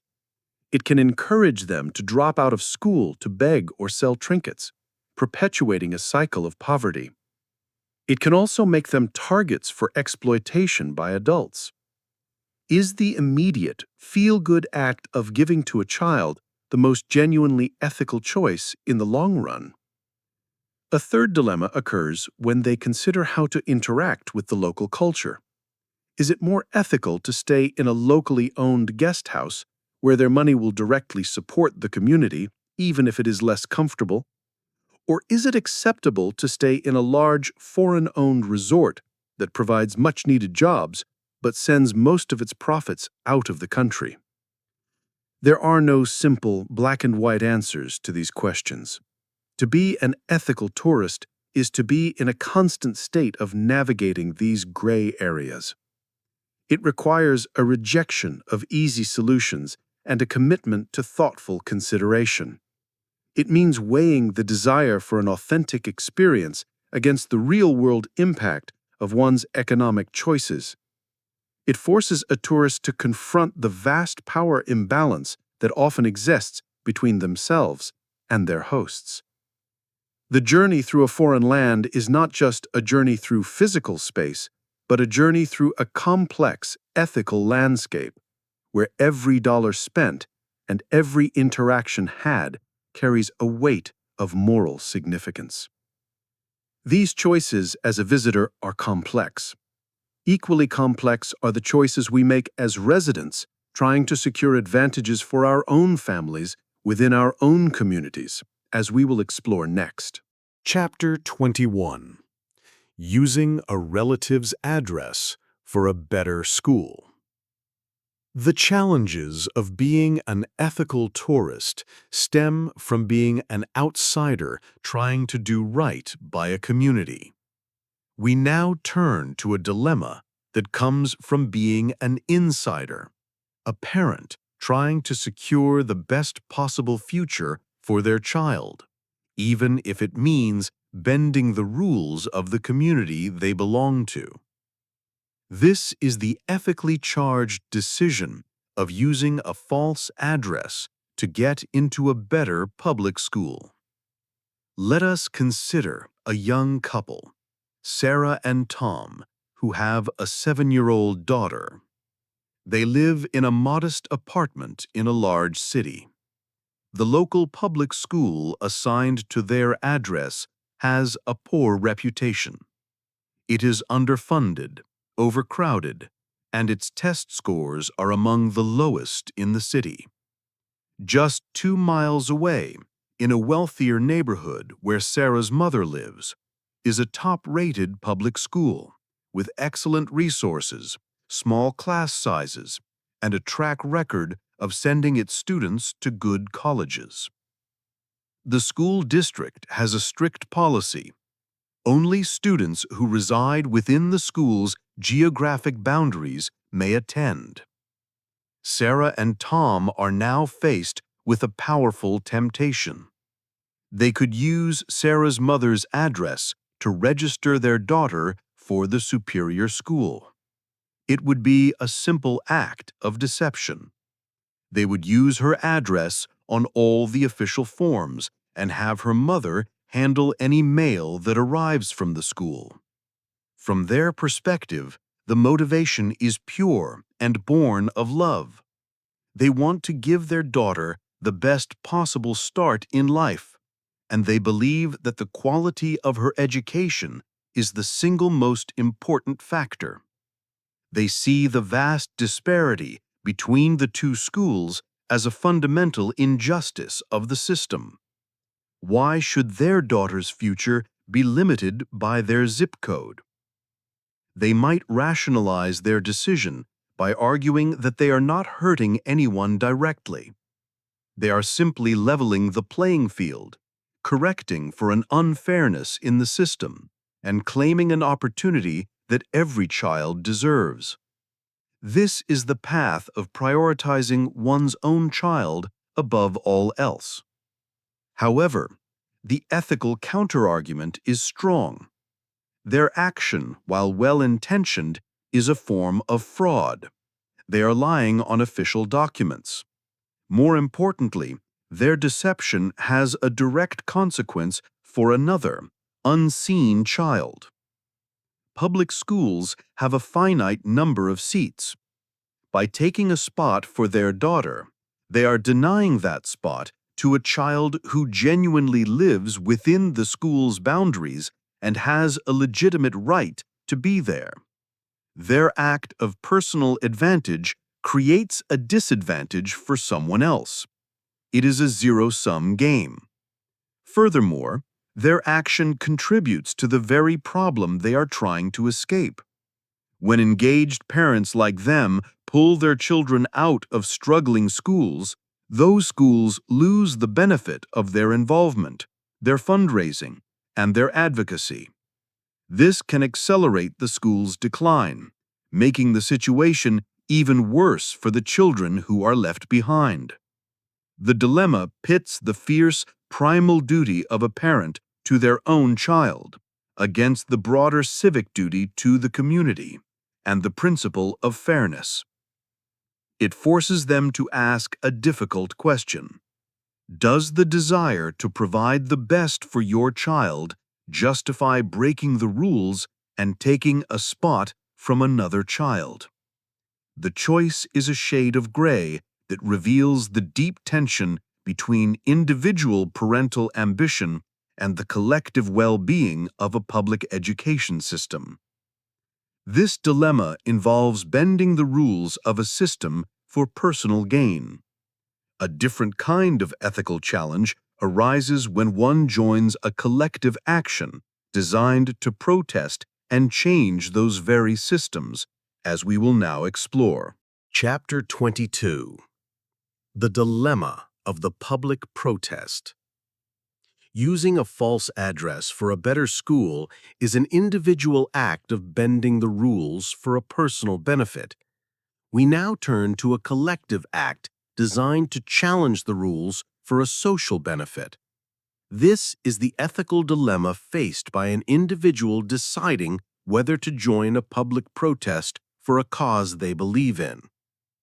Let's imagine a man named David who feels passionately about a social justice issue, perhaps climate change or racial inequality. A large protest march is being organized in his city to raise awareness and demand political action. David believes deeply in the cause. He feels that the current system is unjust and that protest is a necessary and historically proven tool for social change. He is faced with the choice of whether to participate. The argument for joining the protest is rooted in civic duty and moral conviction. To believe in a cause but to do nothing feels like a form of passive complicity. Participating in the protest is a way to lend his voice and his physical presence to the movement. It is an act of solidarity with others who share his convictions. It contributes to the critical mass needed to capture the attention of the media and politicians. He feels a moral obligation to stand up and be counted, to be an active agent of the change he wants to see in the world. This is the path of civic engagement. The ethical complexity, however, arises from the nature of the protest itself. The organizers have announced that their strategy involves civil disobedience.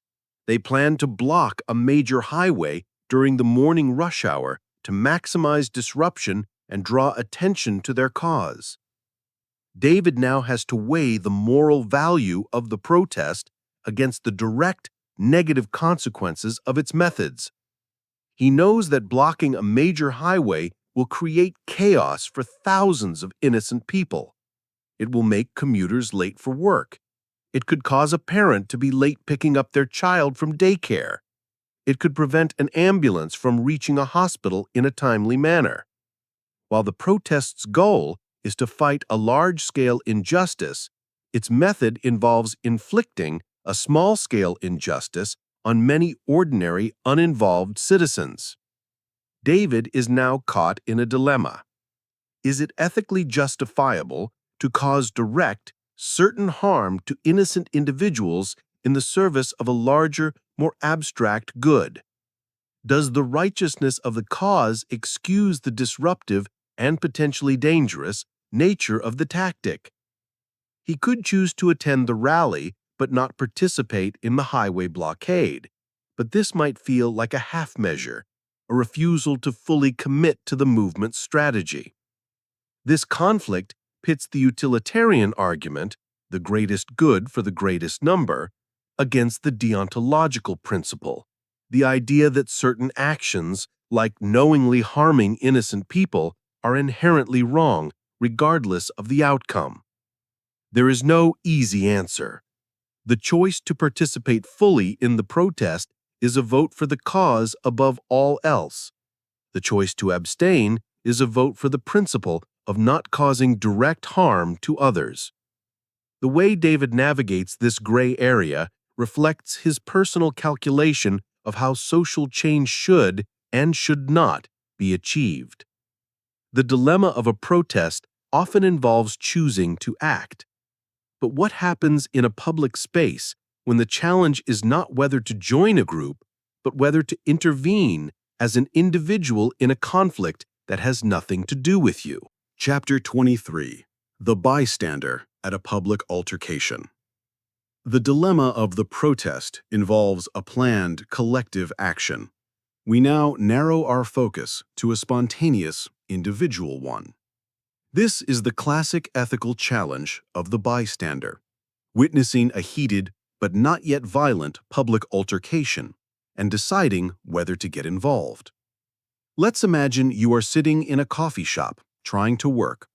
At a nearby table, a conversation between a man and a woman becomes increasingly tense. Their voices get louder.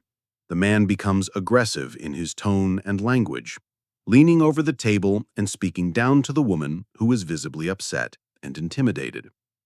The argument is about a personal matter, and at this point, there has been no physical contact. You are now an unwilling audience to this escalating conflict. You are the bystander, and you face an immediate ethical choice. The first and most natural option is to do nothing. This is the path of non-intervention. You could tell yourself that it's a private matter, a lover's quarrel, and that you have no right to interfere. Getting involved could be dangerous. The man might redirect his aggression toward you. You could make the situation worse, escalating it from a verbal fight to a physical one. You are not a police officer or a trained mediator. The safest and most rational choice for your own well-being is to avert your eyes, put on your headphones, and pretend you don't notice. This choice prioritizes personal safety and the principle of minding one's own business. The other option is to intervene. This path is guided by a sense of social responsibility and a compassionate concern for the woman who appears to be the victim of verbal abuse and intimidation. The ethical argument here is that a decent society requires its members to look out for one another, especially for those who are vulnerable. To sit by and do nothing in the face of clear aggression can feel like a form of passive consent to the abuse. The bystander effect is a well-documented phenomenon where individuals in a crowd are less likely to help as they assume someone else will. To intervene is to consciously break that cycle. Intervention doesn't necessarily mean a heroic confrontation. It could be a subtle and de-escalating act. You could accidentally spill a glass of water, creating a distraction that breaks the tension. You could walk up to the woman and ask her a simple, unrelated question, like, "I'm so sorry to interrupt, but do you know what time it is?" This simple act reestablishes her as an individual connected to the wider world and signals to the man that he is being watched. Or you could choose a more direct but still safe route by quietly alerting the coffee shop staff and asking them to handle the situation. The dilemma is a rapid-fire calculation of risk versus responsibility. Is your duty to protect your own safety paramount, or do you have a duty to offer some form of assistance to a stranger in distress? The choice you make in that fleeting moment reveals a great deal about your personal definition of community and your willingness to assume a small personal risk for the well-being of another. The daily choices we make, whether in a crisis or a calm moment, often come with ethical weight.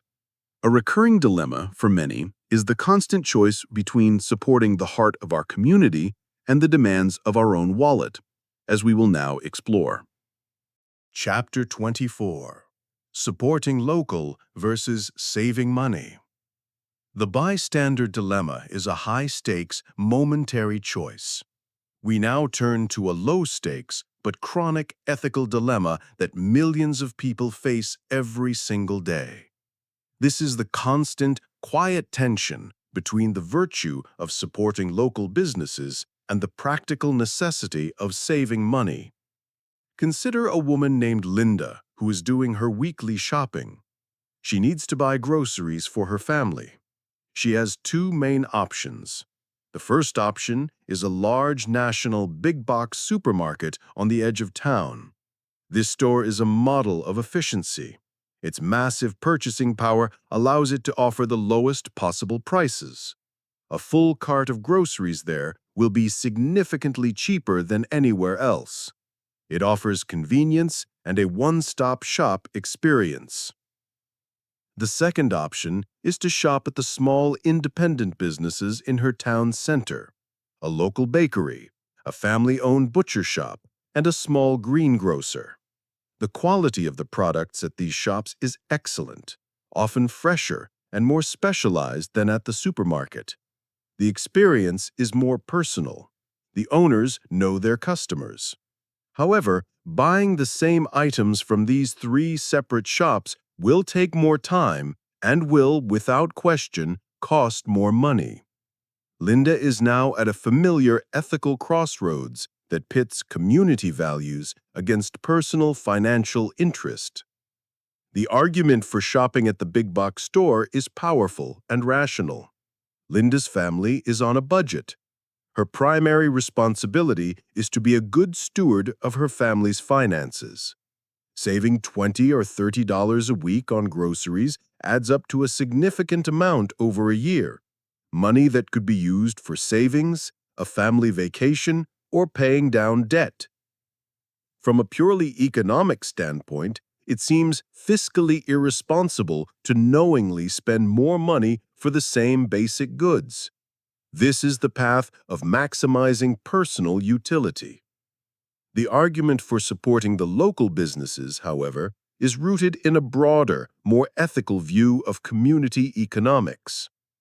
When Linda shops at the local butcher and bakery, a much larger percentage of her money stays within her own community. It pays the salaries of her neighbors. Those neighbors, in turn, spend their money at other local businesses.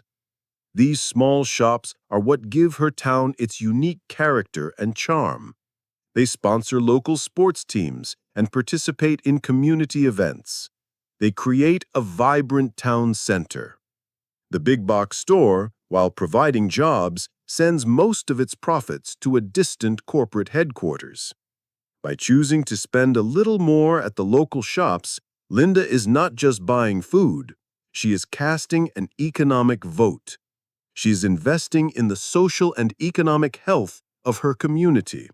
She is helping to preserve the unique character of her town.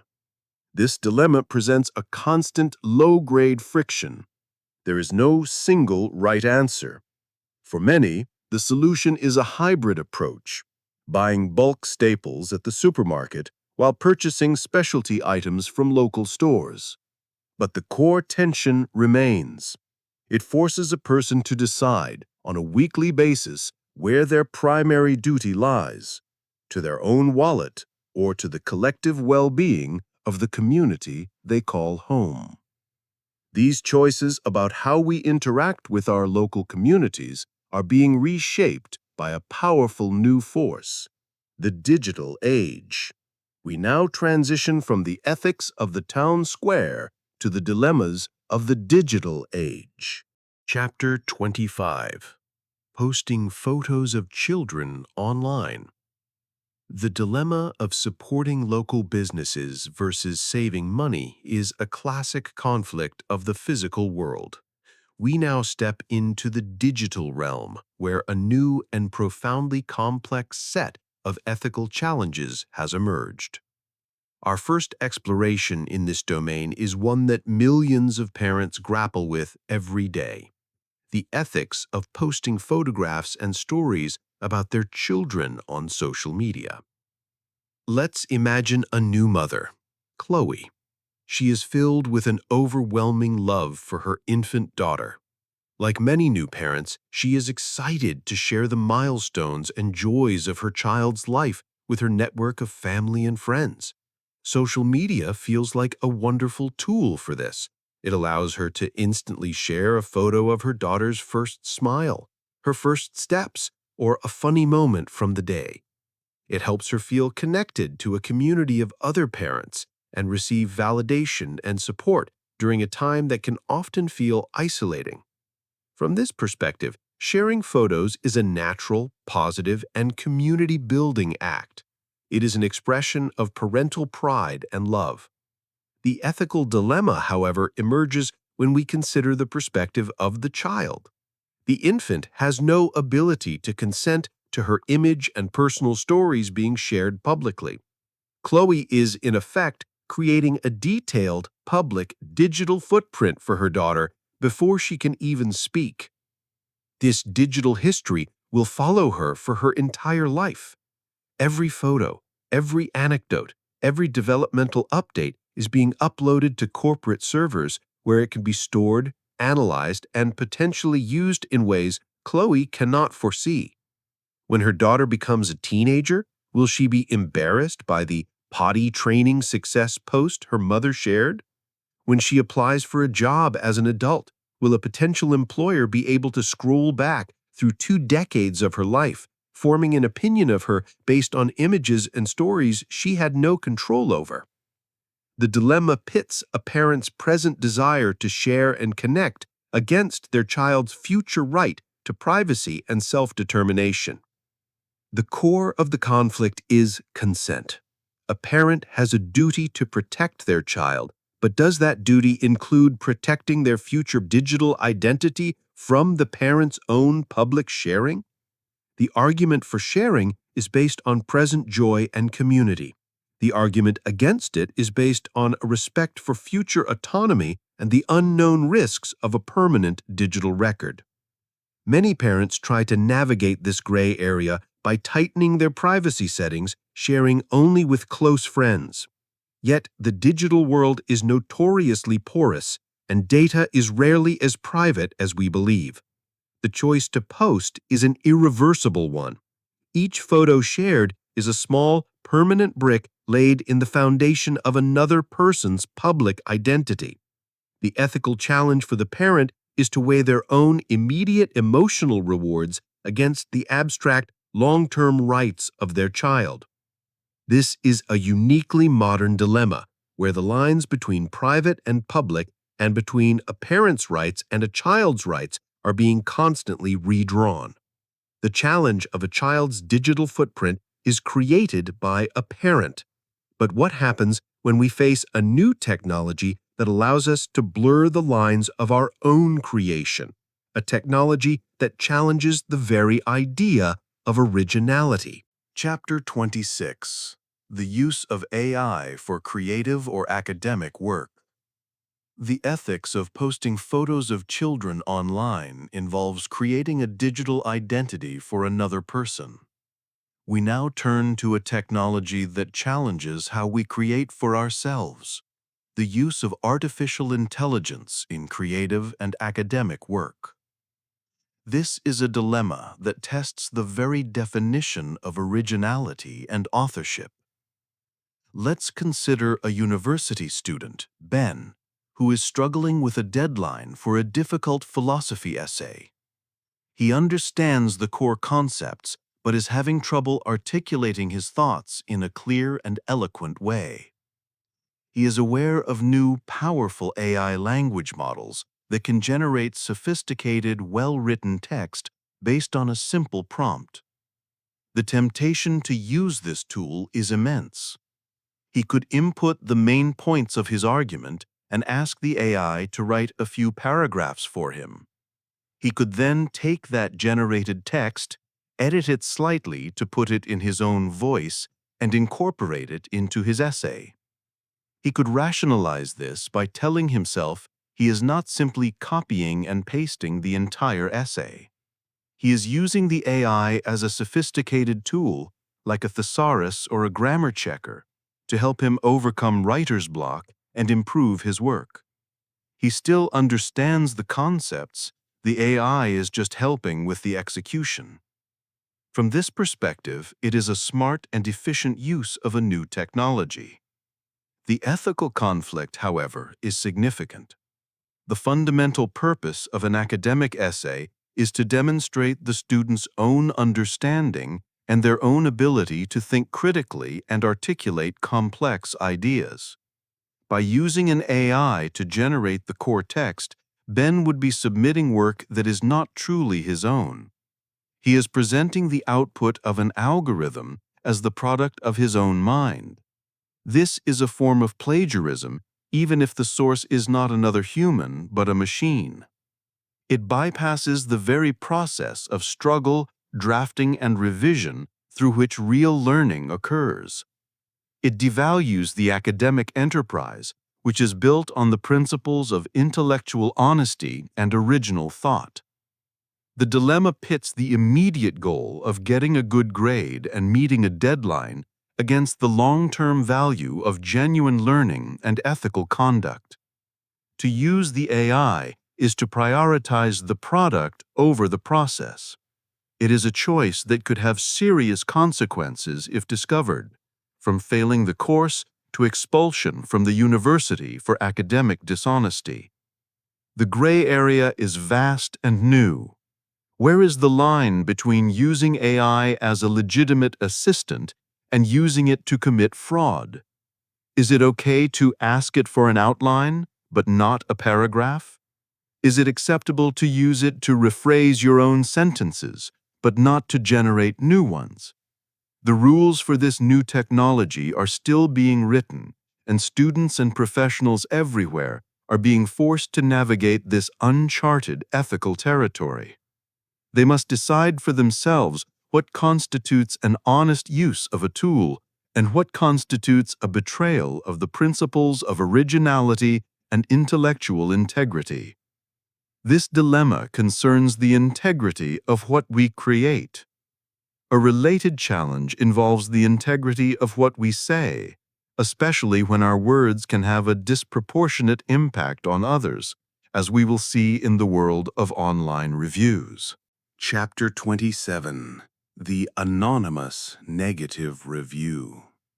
Using AI to generate work is a dilemma of personal creative integrity.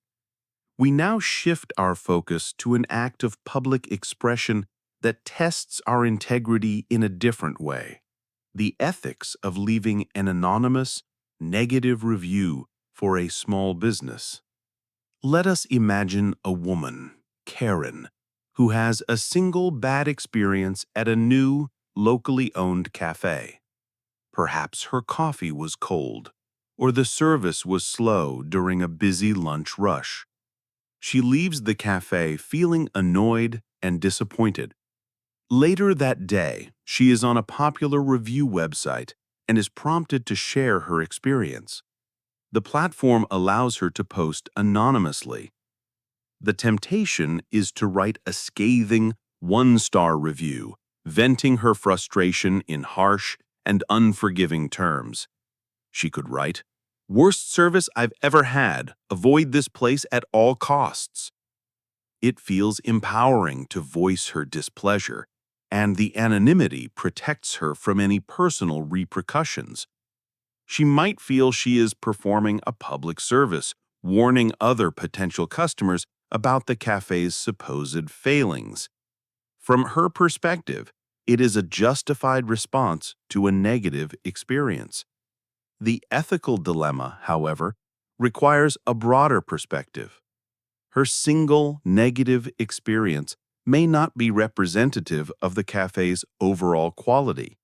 It might have been an off day, a new employee might have been in training, or they might have been unexpectedly short-staffed. A small, independent business is incredibly vulnerable to online reviews. Unlike a large chain, which can absorb hundreds of negative comments, a new local cafe can have its reputation severely damaged by just a few one-star reviews. Karen's anonymous, angrily worded post could have a real and disproportionate negative impact on the livelihood of the cafe's owners and their employees.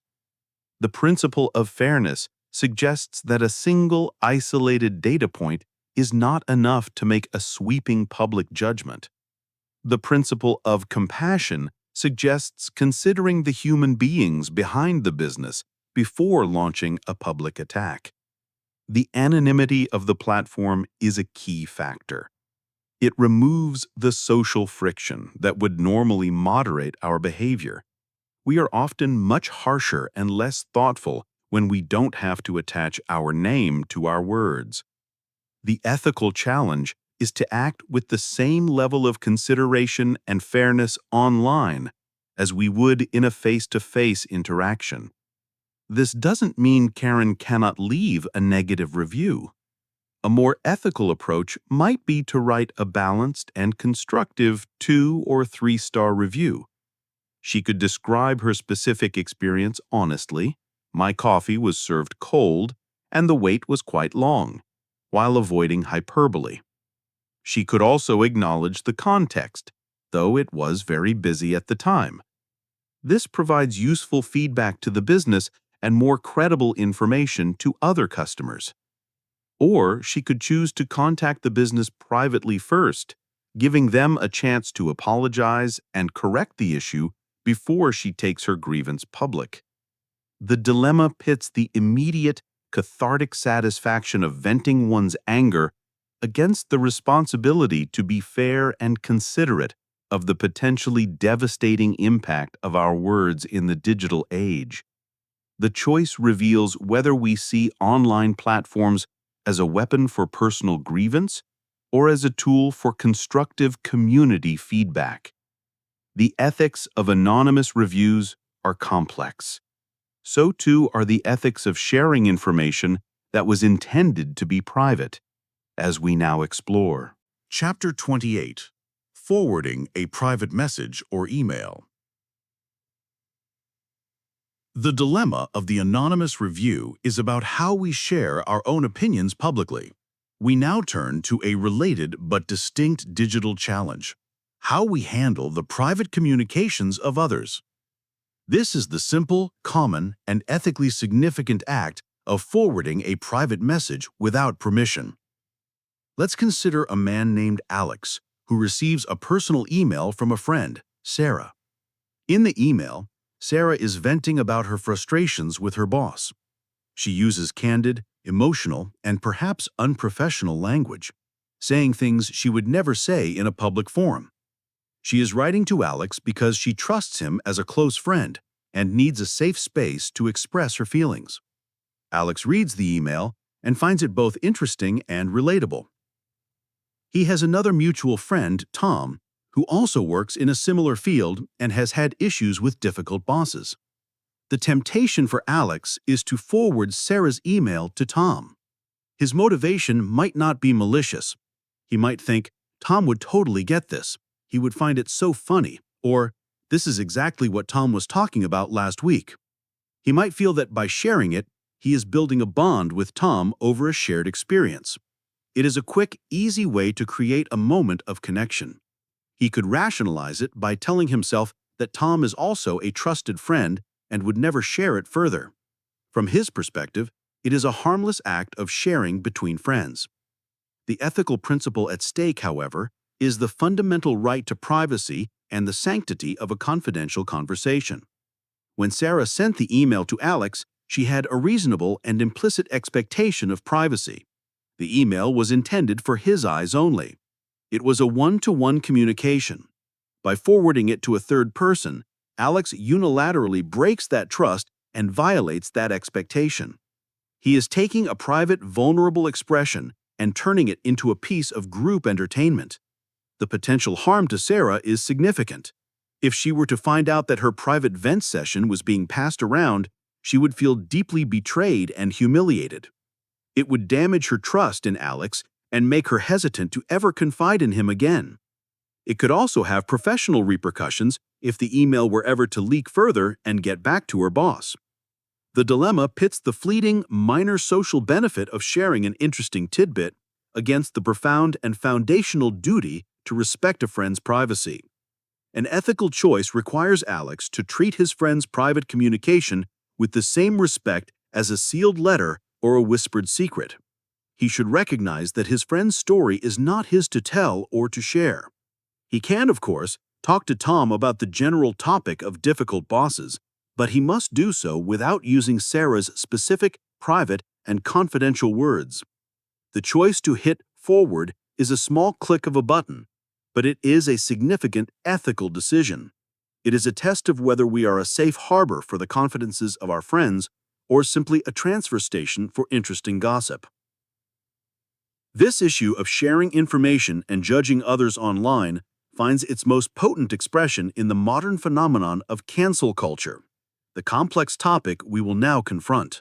Chapter 29. The Ethics of Cancel Culture.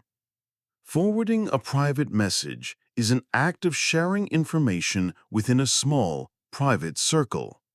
We now scale this concept up to a massive public level.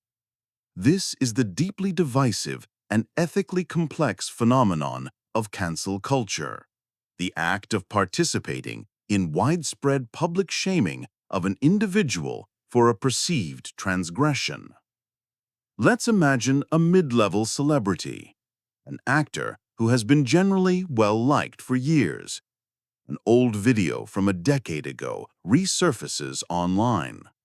In the video, the actor, then much younger, tells an off-colored joke that relies on an offensive racial stereotype.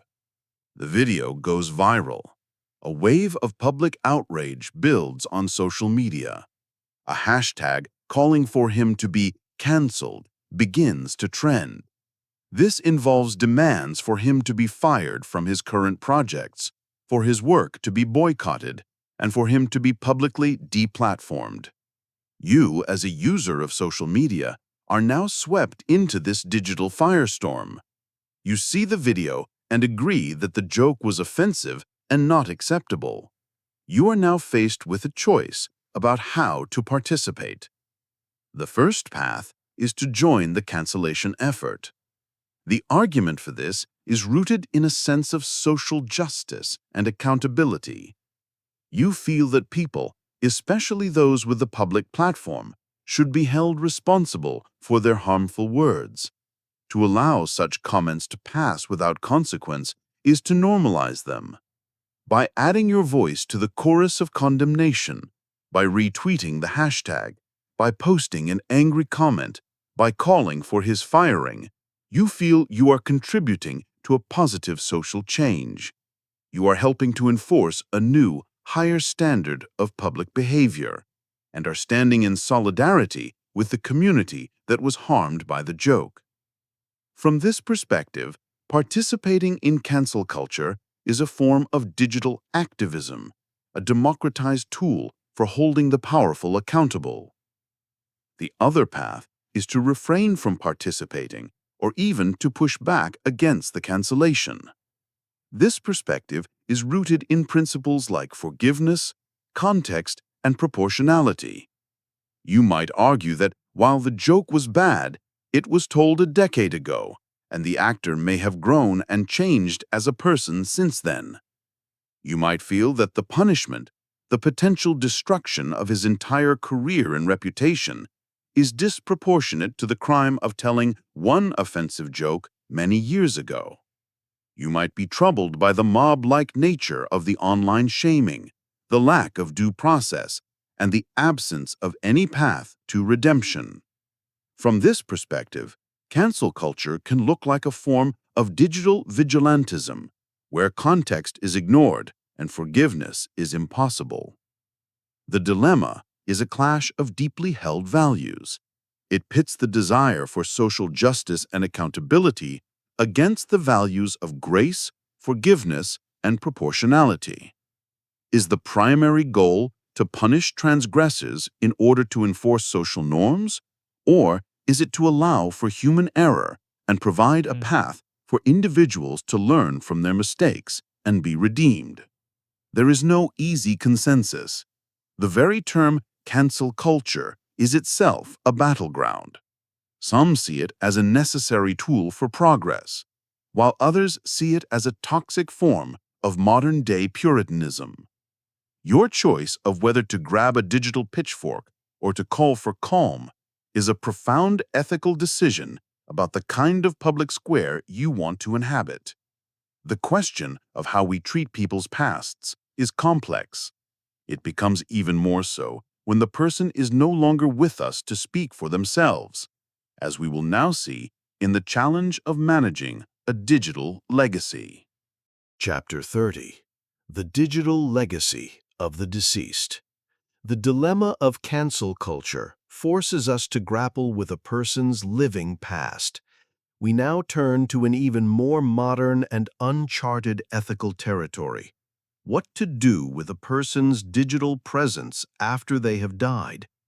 This is the challenge of managing the digital legacy of a deceased loved one. Let us imagine a young woman, Emily, whose older brother, Mark, has recently passed away unexpectedly. In his grief, Mark's family is faced with a series of practical and emotional tasks, but one of them is uniquely 21st century. Mark was very active on social media. His Facebook profile is a vibrant, living archive of his life. Years of photos, personal updates, inside jokes with friends, and heartfelt posts. Now that he is gone, his profile sits frozen in time, a digital ghost. Emily and her parents are faced with a difficult choice. What should they do with it?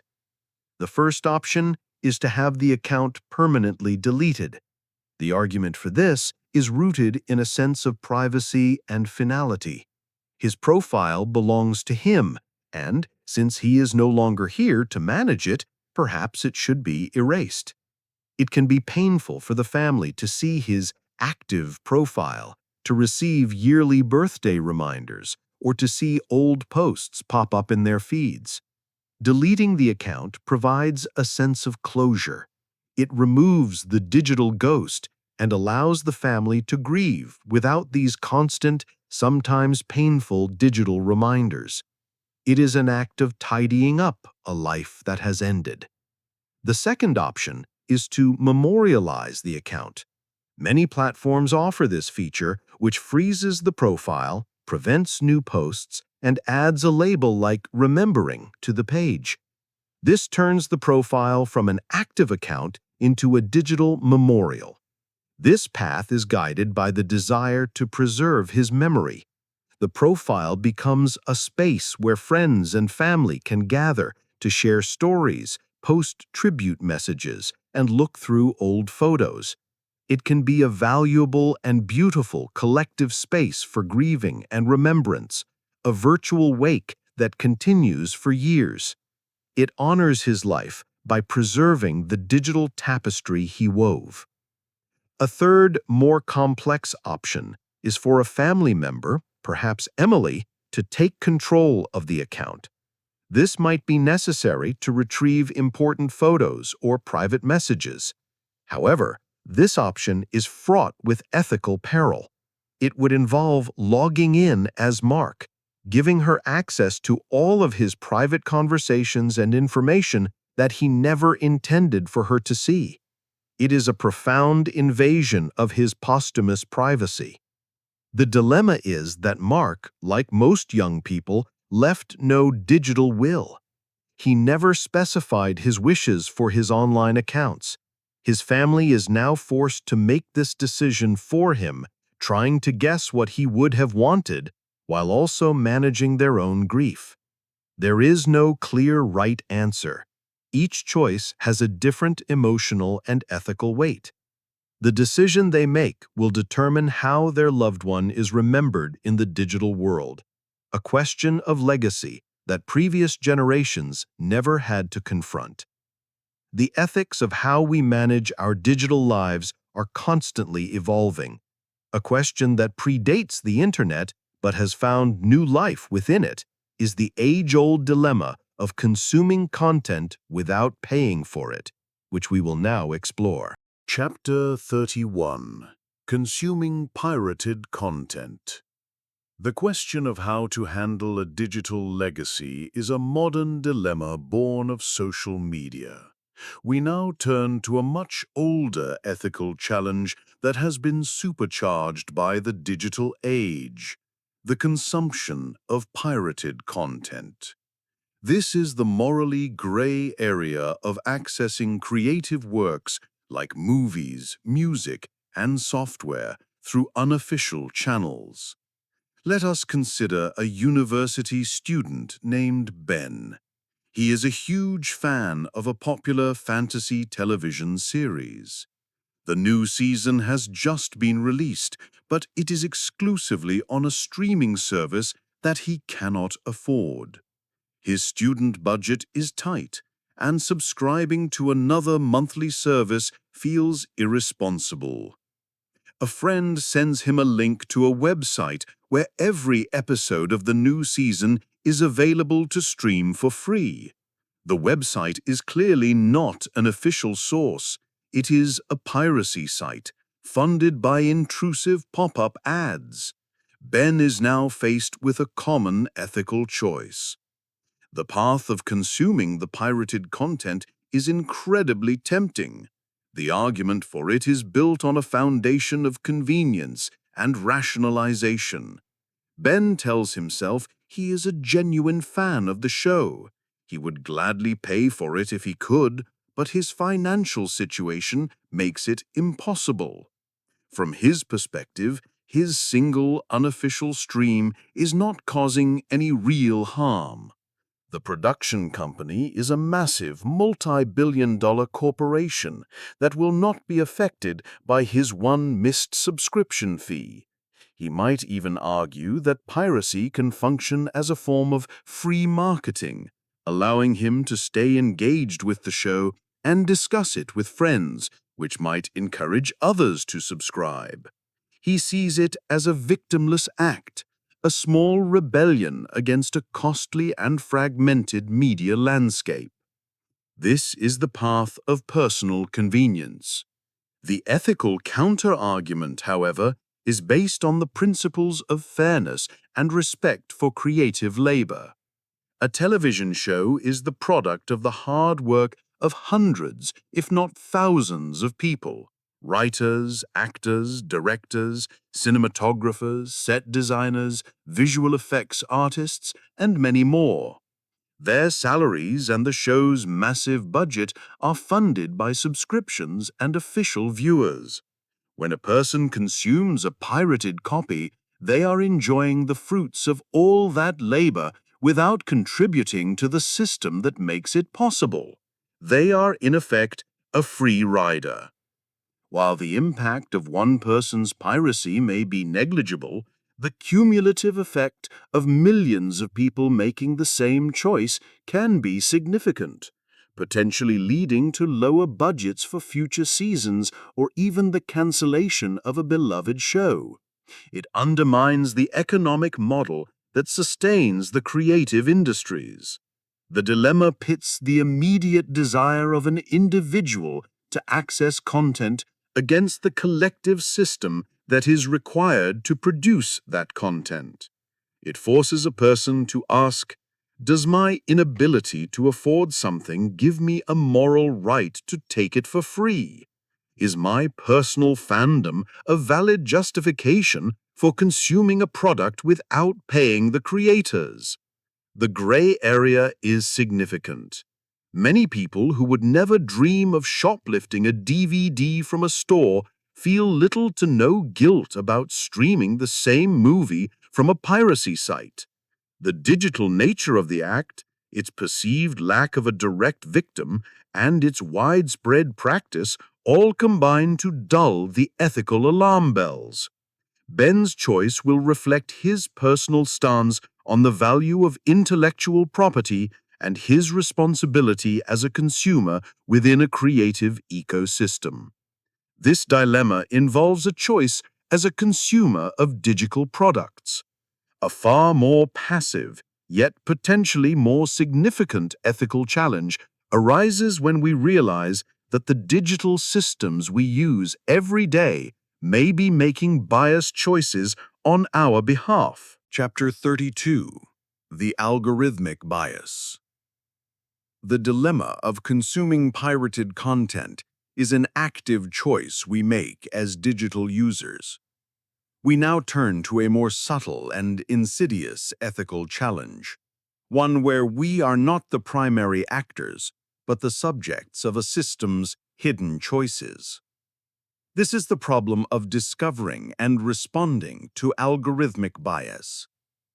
Let's imagine a woman named Sarah, who works as a hiring manager in a large corporation.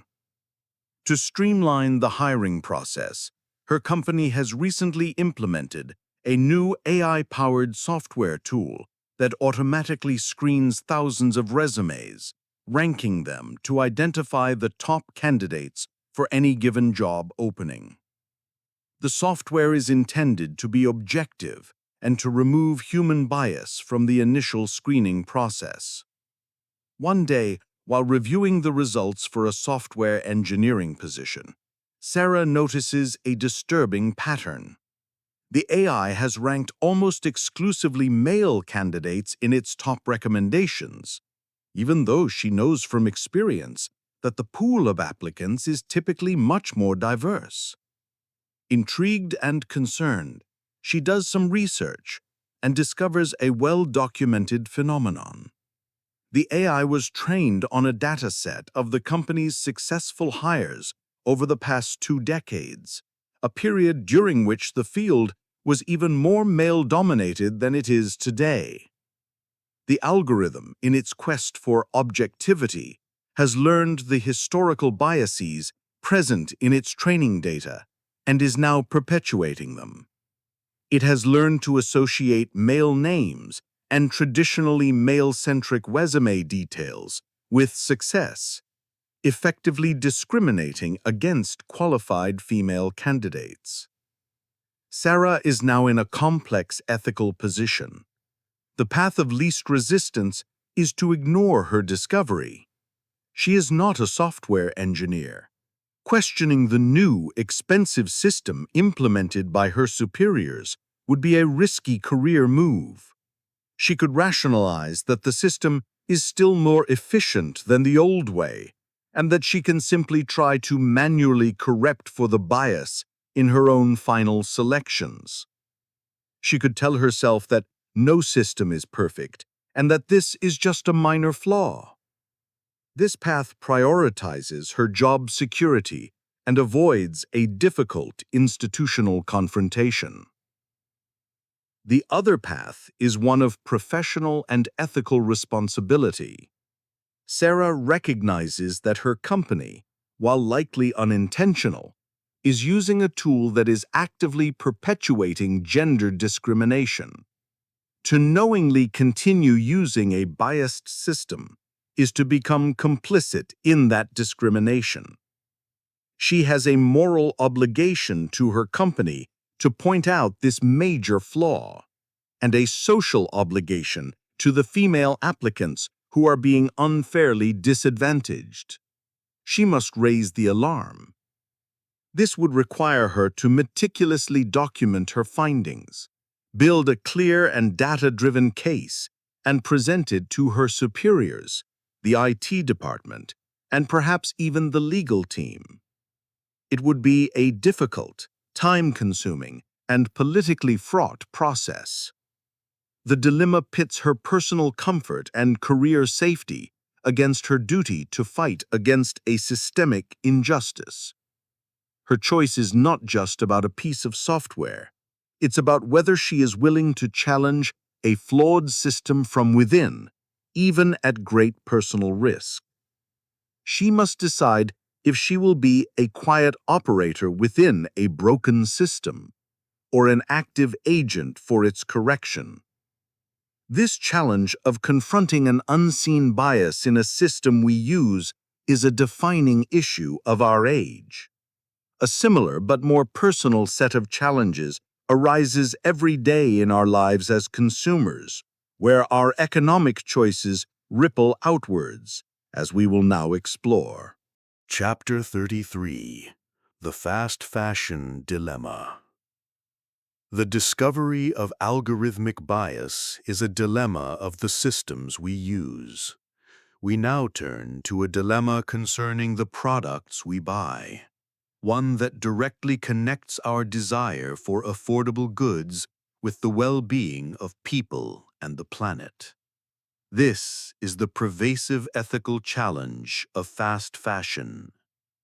Consider a young woman named Emily, who loves fashion and expressing herself through her clothes. She sees a new, trendy dress advertised online by a major fast fashion retailer. The price is incredibly low, less than the cost of a couple of coffees. She knows that if she buys it, she can enjoy a new, stylish outfit for the weekend. The temptation is powerful. The argument for buying the dress is based on affordability and accessibility. Fast fashion allows people with limited budgets to participate in current trends and to experience the joy and confidence that comes from wearing a new outfit. Emily works hard for her money, and these low prices make fashion, a major cultural force, accessible to her. From a purely personal and economic perspective, it seems like a smart and harmless choice. She gets a product she wants at a price she can afford. The ethical dilemma, however, emerges when she considers the hidden costs behind that low price tag. She is aware, at least abstractly, of the issues surrounding the fast fashion industry. She knows that for a dress to be that cheap, the company must be cutting corners somewhere. These corners often involve human and environmental suffering. The dress was likely made in a factory in a developing country by garment workers, mostly women, who are paid poverty wages and work in unsafe conditions. The low price is a direct result of their exploitation. Furthermore, the industry is a major source of pollution. The cheap synthetic fabrics shed microplastics into the water supply, and the rapid cycle of trends encourages a disposable mindset where clothes are worn a few times and then thrown into a landfill, contributing to a massive global waste problem. To buy the dress is to cast a small economic vote in support of this entire system. It is to become a participant, however distant, in the exploitation of labor and the degradation of the environment.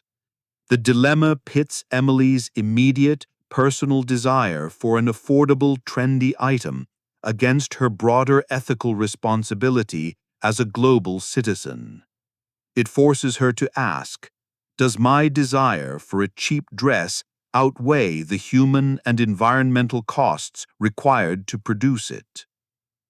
To refuse to buy it is a small personal act of protest.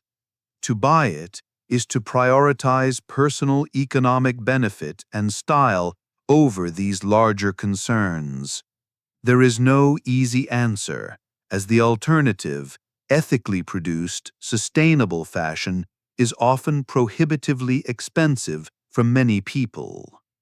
The choice Emily makes reflects a difficult and ongoing negotiation between personal desire, financial reality, and ethical consciousness in a complex, globalized world.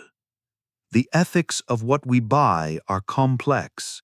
They become even more so when the product is not a piece of clothing, but a piece of art created by a person whose own behavior has been revealed as deeply immoral. Chapter 34. Separating the Art from the Artist.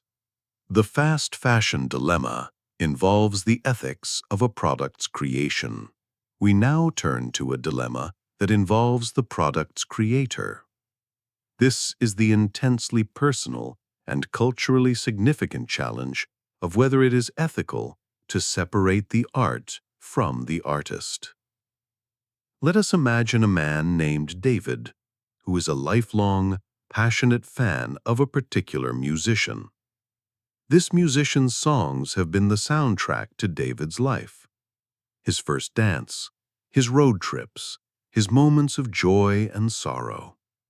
The artist's work is deeply woven into the fabric of his own personal history and identity. Recently, a series of credible and well-documented accusations have emerged against the musician, revealing a long history of abusive personal behavior. The artist, the creator of the music David loves, is exposed as a deeply flawed and immoral person. David is now in a state of ethical and emotional turmoil. He is at a concert where a tribute band is playing the musician's songs perfectly. He is surrounded by other fans, all singing along. He has a choice. The first path is to continue enjoying the art. The argument for this is that the art itself is separate from the artist. The songs, once created, exist as independent works. They are beautiful, meaningful, and have brought joy to millions of people. The meaning that David has personally invested in those songs is real. Why should the artist's personal failings retroactively destroy the value of the art and the personal memories associated with it? This perspective argues for the autonomy of the creative work. It allows one to condemn the artist's behavior while still appreciating the art they produced. It is the path of separating the art from the artist. The other path is to reject the art along with the artist. The argument here is that a work of art is inextricably linked to its creator. To continue to listen to, celebrate, and especially to financially support the artist's work by buying albums or attending concerts is to implicitly condone or overlook their harmful behavior. It is to send a message that talent and artistic genius are an excuse for immorality. From this perspective, every time David listens to a song, he might now hear the echo of the artist's transgressions. The art becomes tainted by the sins of its maker. To reject the music is to take a moral stand, to refuse to be complicit, even passively, in honoring a person who has caused harm. This dilemma is a profound one because it lives at the intersection of aesthetics and ethics. It asks whether beauty can be appreciated in a moral vacuum. Can a beautiful song created by a terrible person still be purely beautiful? There is no universal consensus. For some, the separation is easy and necessary. For others, it is impossible and morally untenable. The choice David makes in that concert hall, whether to sing along or to walk out in silence, is a deeply personal decision about the relationship between the art we love and the values we hold. This is a choice about our consumption. A similar but more direct ethical choice arises in our daily interactions, particularly in the contentious and culturally specific practice of tipping. Chapter 35. The Ethics of Tipping. The dilemma of separating art from the artist is a conflict of personal values and consumption. We now shift to a more direct and immediate economic dilemma that occurs in our daily lives: the ethics of tipping for service, especially when that service is poor. Let's consider a couple, Sarah and Tom, who are having dinner at a restaurant. Their waiter is having a terrible night. He is slow, forgetful, and has a slightly surly attitude. He gets their drink order wrong, and their food arrives late and is lukewarm. By all objective measures, the service has been subpar. When the bill arrives, they are faced with the customary expectation to leave a tip, typically between 15 and 20%. They are now at an ethical crossroads specific to cultures where tipping is the norm. The first path is to not tip, or to leave a very small token amount. The argument for this is based on the principle that a tip is a gratuity, a reward for good service. It is not an entitlement. Their waiter did not provide good service, and therefore he has not earned a tip. To leave a standard tip would be to reward poor performance, which provides no incentive for the waiter or the restaurant to improve. It would also feel like a waste of their own money. This is a logical, merit-based approach. The ethical complexity, however, arises from the reality of how service workers are compensated in a tipping culture.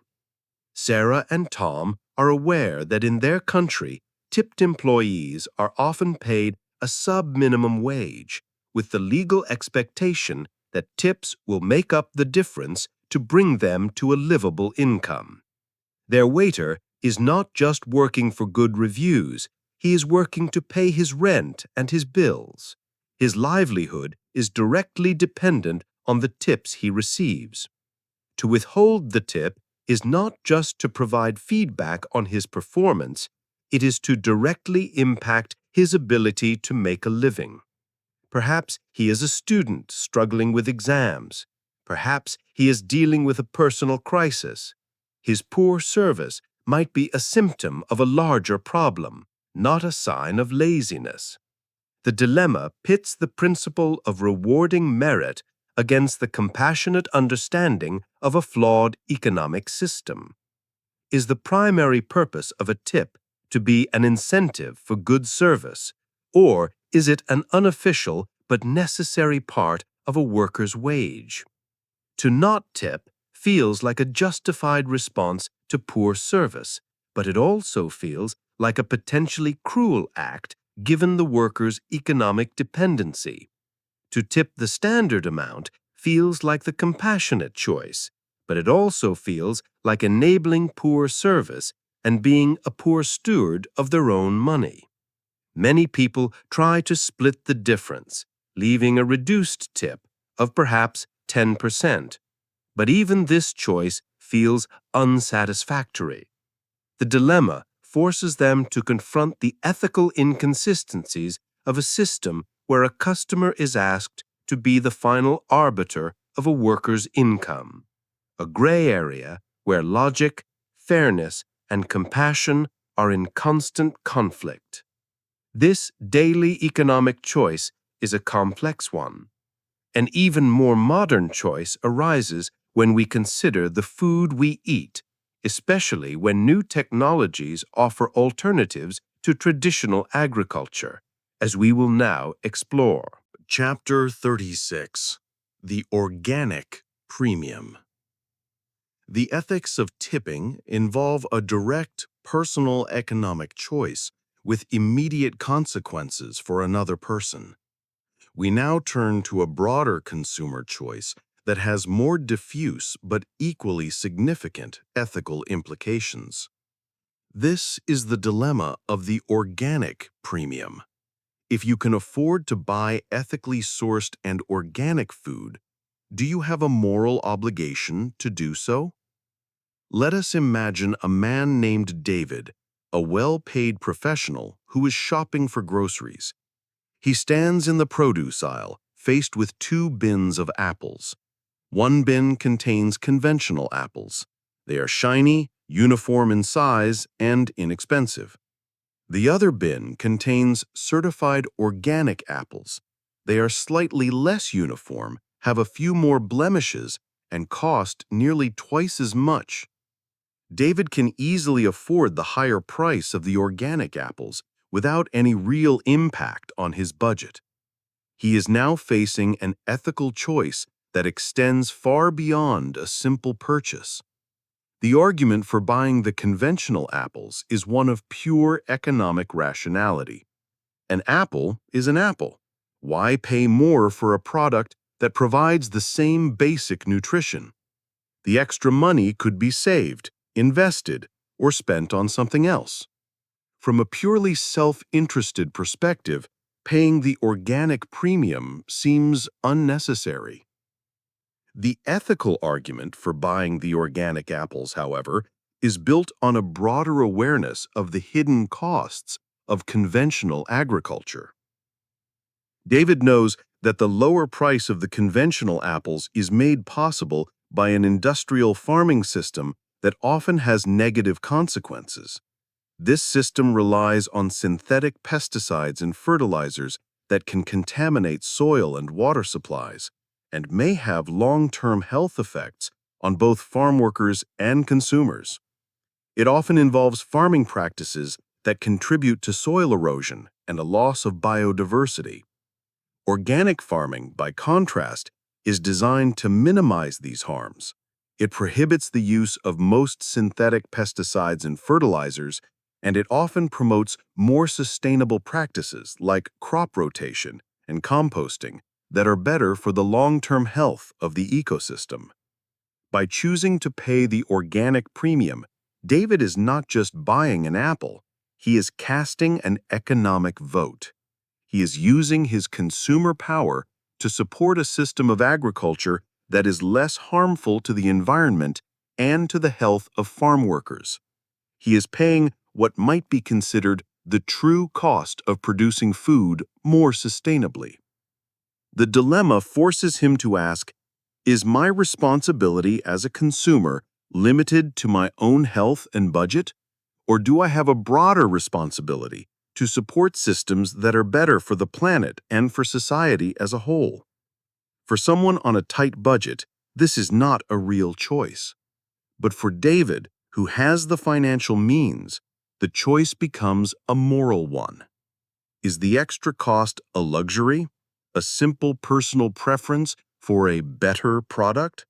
Or is it an ethical duty, an obligation that comes with a position of economic privilege? The choice he makes in that grocery aisle is a quiet statement about his values and his sense of responsibility in an interconnected world. The choices we make as consumers are complex. Sometimes the ethical dilemma is not what we buy, but what we do with a product after we have bought it, especially when a company's policies can be exploited. Chapter 37. Returning a worn item of clothing. The dilemma of the organic premium is about the ethics of what we choose to buy. We now turn to a dilemma about the ethics of what we choose to return. This is the common but morally questionable practice of wardrobing. Buying an item of clothing, wearing it for an event, and then returning it for a full refund.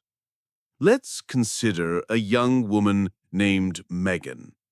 She has been invited to a fancy wedding and wants to wear a beautiful new dress. She finds the perfect designer dress at a high-end department store, but its price is far outside her budget. She could not possibly afford to buy it. The store, however, has a very generous and flexible 30-day return policy. A plan forms in her mind. She could buy the dress on her credit card, carefully remove the tags and hide them, wear the dress to the wedding, and then, a few days later, carefully reattach the tags and return it to the store, claiming it didn't fit or that she simply changed her mind. She would get a full refund and would have effectively worn a designer dress for free. The rationalizations are easy to construct. She isn't stealing the dress, she is just borrowing it. The department store is a massive corporation that can easily absorb the cost. The dress is not damaged. After she returns it, it will simply be put back on the rack and sold to someone else. Who is really being harmed? From her perspective, it is a clever and victimless way to solve her problem.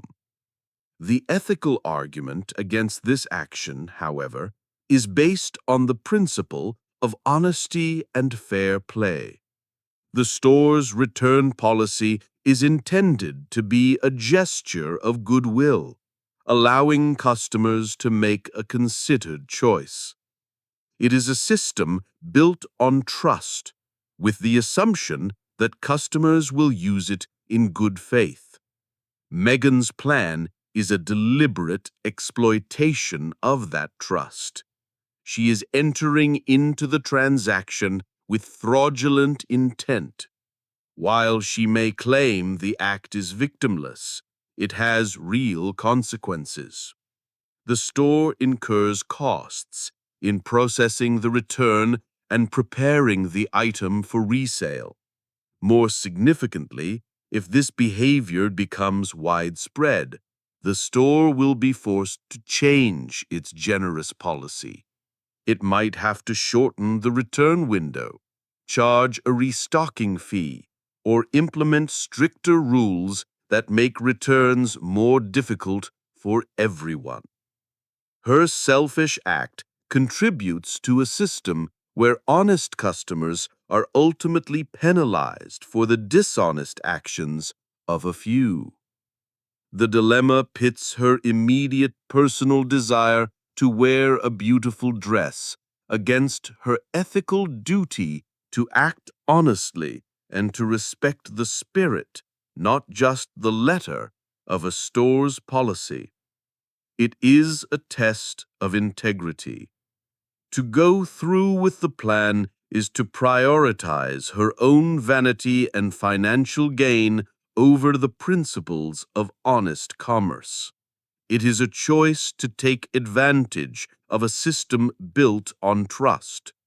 The choice not to go through with the plan, to either find a dress she can afford or to rent one from a legitimate service, is an affirmation of her own integrity. It is a decision to act as a trustworthy member of the economic community. The ethics of our individual consumer choices are complex. They become even more so when our money is being managed by others on a massive scale, as we will now explore in the world of personal investing. Chapter 38. Investing in Index Funds. The ethics of returning a worn item of clothing is a dilemma of direct, personal consumer honesty.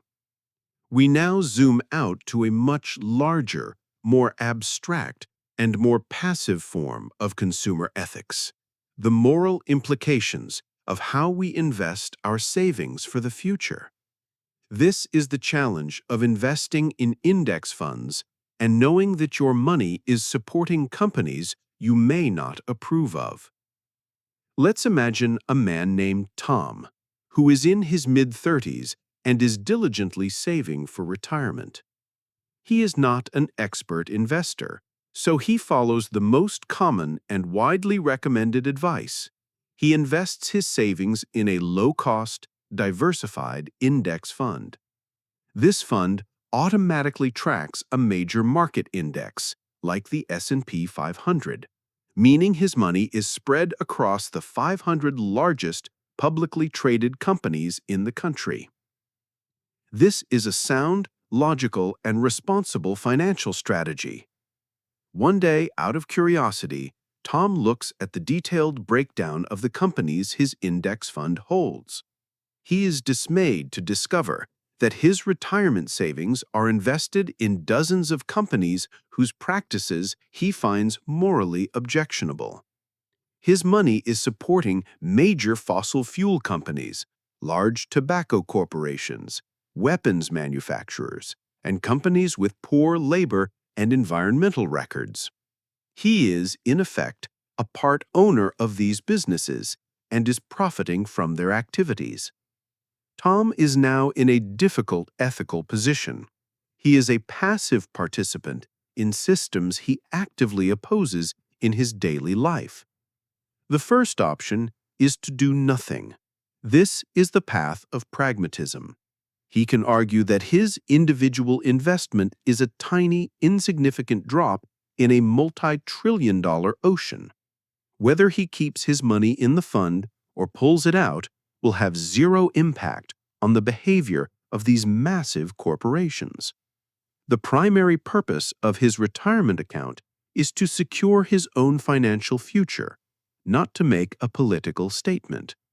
The index fund is the most reliable and cost-effective way to achieve that goal. To move his money would be financially suboptimal and practically ineffective as a tool for change. The other option is to divest. This path is guided by a principle of moral consistency. Tom could decide that he cannot, in good conscience, profit from activities he believes cause harm to the world. He could move his money out of the broad index fund and into a more specialized, socially responsible, or ESG, environmental, social, and governance fund. These funds actively screen out companies involved in certain industries and try to invest in those with better ethical records. This choice would align his investments with his values. It is an act of personal integrity, a refusal to be a passive accomplice. The dilemma, however, is that this path comes with its own costs. ESG funds often have higher management fees, and their performance may not be as strong as a broad market index. The very definition of what is ethical can also be ambiguous. A company might have a good environmental record, but a poor labor record. The act of aligning his investments with his values could mean sacrificing a significant amount of his potential retirement savings. The dilemma pits financial prudence and practicality against moral consistency. It forces Tom to ask, is my responsibility as an investor simply to maximize my own return, or do I have a responsibility to ensure my capital is not contributing to harm? It is a complex, gray area that reflects the deep entanglement of our personal finances with the vast and often morally compromised global economy. The ethics of investing are abstract. A much more visceral ethical challenge is emerging around the very food we eat, particularly with the advent of lab-grown meat. Chapter 39. The Ethics of Lab-Grown Meat. The dilemma of investing in index funds is an abstract conflict between personal gain and moral consistency. We now turn to a much more tangible and visceral ethical dilemma, one that sits at the intersection of technology, diet, and our relationship with the animal kingdom: the coming choice of whether to eat lab-grown meat. Let us imagine a woman named Sarah, who has been a committed ethical vegetarian for over a decade. Her decision to stop eating meat was based on two core principles. She is opposed to the suffering of animals in industrial factory farming, and she is concerned about the immense environmental impact of raising livestock. Her diet is a central part of her ethical identity. A new product becomes widely available at her local supermarket: lab-grown or cultured chicken. This is real animal meat, but it is produced by cultivating animal cells in a nutrient-rich environment. No chickens were raised or slaughtered to produce it. The process is clean, safe, and has a fraction of the environmental footprint of traditional poultry farming. For Sarah, this new technology presents a profound and fascinating ethical crossroads. The very reason for her vegetarianism seems to have been addressed. This cultured meat product does not involve animal suffering and is environmentally superior. The logical argument would be for her to embrace it. She could once again enjoy the taste and texture of chicken without compromising the core principles that led her to vegetarianism in the first place. This would be a victory for her values, a way to enjoy something she has missed while still adhering to her ethical commitments. It is the path of logical consistency.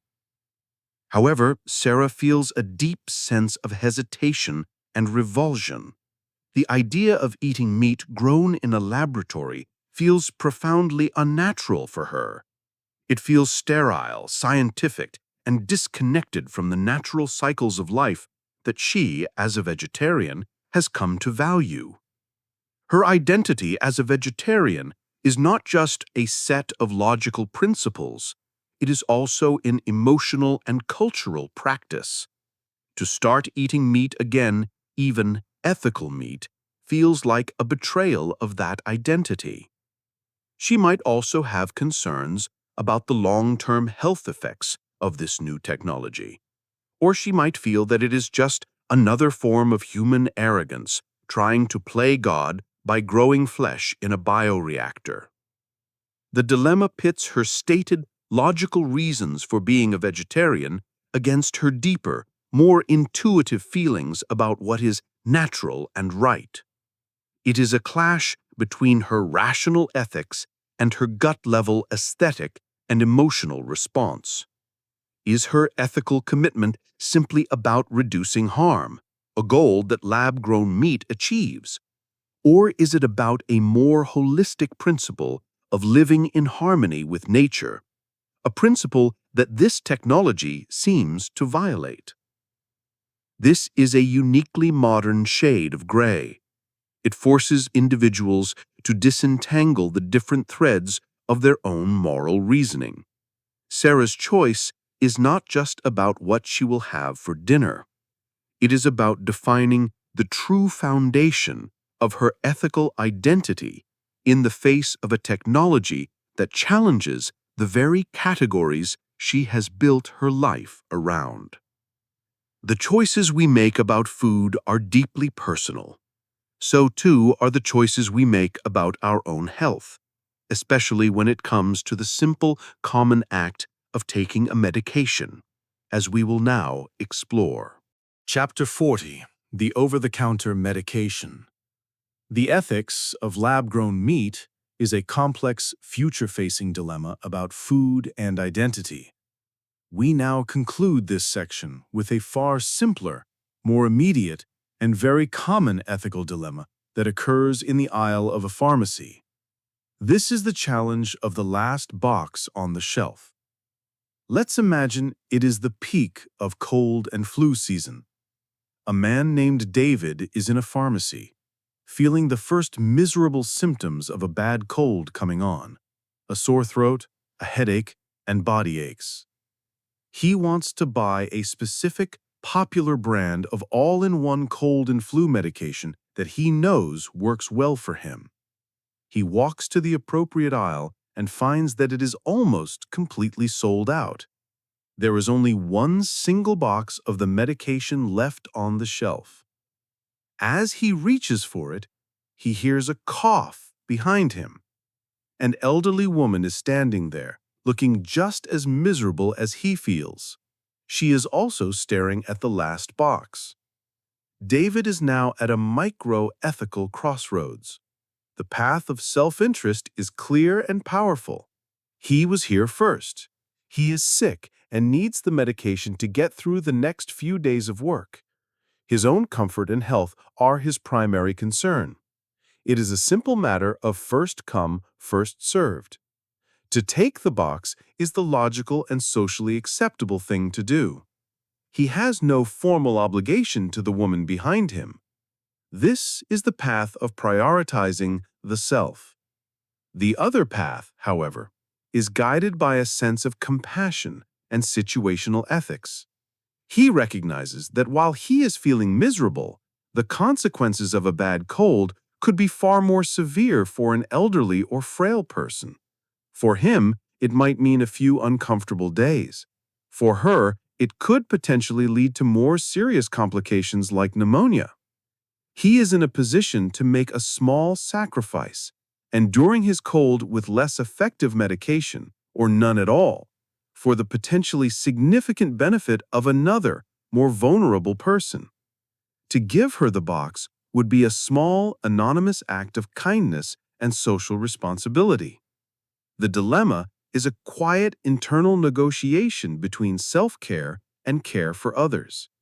There is no clear-cut rule that dictates what he should do. To take the box would be seen by most as perfectly reasonable. To give her the box would be seen as exceptionally kind. The choice is a subtle one, but it reveals a great deal about his ethical disposition. Does he operate on a principle of every man for himself, especially when he is feeling unwell? Or is he able to extend his circle of concern to a stranger, even at a cost to his own immediate comfort? He could choose to take the box, or he could turn to the woman and say, "It looks like this is the last one. Please, you take it." This small gesture, in the quiet aisle of a pharmacy, is a profound statement about his character. The simple choices we make about our own health are often intertwined with the health of others. We now move into our final domain of exploration, the complex and deeply personal challenges related to health, well-being, and the limits of life itself. Chapter 41. The Family's Role in End-of-Life Decisions. The dilemma of the last box of medication was a small, personal choice about immediate health.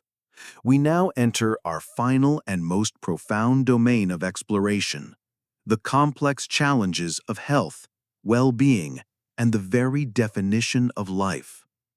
Our first story in this realm is one of the most difficult and heart-wrenching ethical situations a family can face, interpreting a loved one's wishes for end-of-life care. Let us imagine an elderly woman, Margaret, who has suffered a massive stroke. She is now in a hospital intensive care unit in a persistent vegetative state with no meaningful brain activity and no realistic chance of recovery. She is being kept alive by a web of machines. A ventilator breathes for her, and a feeding tube provides nutrition. Before her stroke, Margaret had a conversation with her two adult children, a son and a daughter, about her wishes. She filled out an advance directive, but the language she used was vague and open to interpretation. She wrote, "I do not wish to be kept alive by extraordinary measures if there is no hope of a meaningful quality of life." Now, her two children are her legal health care proxies, and they are faced with the devastating responsibility of deciding what to do next. The two siblings, both grieving and in a state of shock, find that they interpret their mother's words in starkly different ways. The son believes that their mother, a vibrant and independent woman, would have considered her current state to be the very definition of a life without meaning. He argues that the machines are merely prolonging the process of dying, not preserving a life she would have wanted to live. He believes the most loving and respectful act would be to honor what he sees as her clear wish for dignity by withdrawing life support and allowing her to pass away peacefully. His interpretation is based on his memory of her as a person who valued quality of life above all else. The daughter, however, is horrified by this idea. She clings to the hope of a miracle. She argues that as long as her mother's heart is beating, there is still life, and that to withdraw the ventilator would be to actively kill her. She interprets the phrase extraordinary measures differently, seeing the machines as a form of standard medical care. She believes their duty as her children is to preserve her life for as long as possible, that to do otherwise would be a form of abandonment. Her interpretation is based on a deep-seated belief in the sanctity of life and an emotional inability to let her mother go. They are at an ethical and emotional impasse. They are both acting out of a deep love for their mother, but their love is leading them to opposite conclusions. The medical staff can provide prognoses, but they cannot make the ethical decision. The dilemma falls squarely on the shoulders of the two children. There is no easy answer. They are forced to grapple with the most profound questions about the definition of life, the meaning of dignity, and the immense responsibility of making an irreversible decision on behalf of another person. The gray area is vast and filled with grief, guilt, and uncertainty. The choice they must make is a testament to the immense weight and complexity of end-of-life ethics, a challenge that more and more families are facing in an age of advanced medical technology. This dilemma is about interpreting a person's wishes for their own body. A related but distinctly modern challenge arises when technology reveals information about our bodies that we may not have wished to know and that may affect others. Chapter 42. Genetic Testing and Unsolicited Revelations. The dilemma of end-of-life care is about interpreting a person's known, albeit vague, wishes.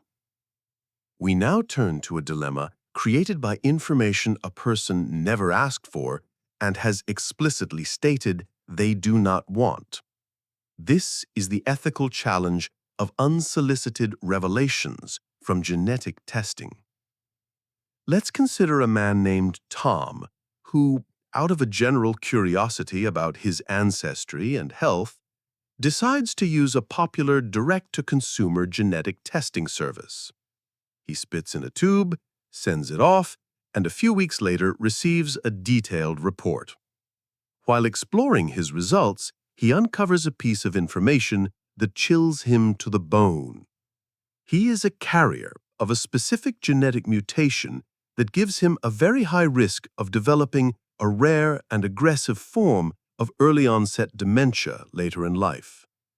The test also reveals that any of his biological relatives have a 50% chance of carrying the same mutation. The first ethical challenge is his own. He must now live with this knowledge, a dark cloud hanging over his future. But a more immediate and complex dilemma involves his older sister, Sarah. They are full siblings. This means Sarah has a 50% chance of having the same high-risk gene.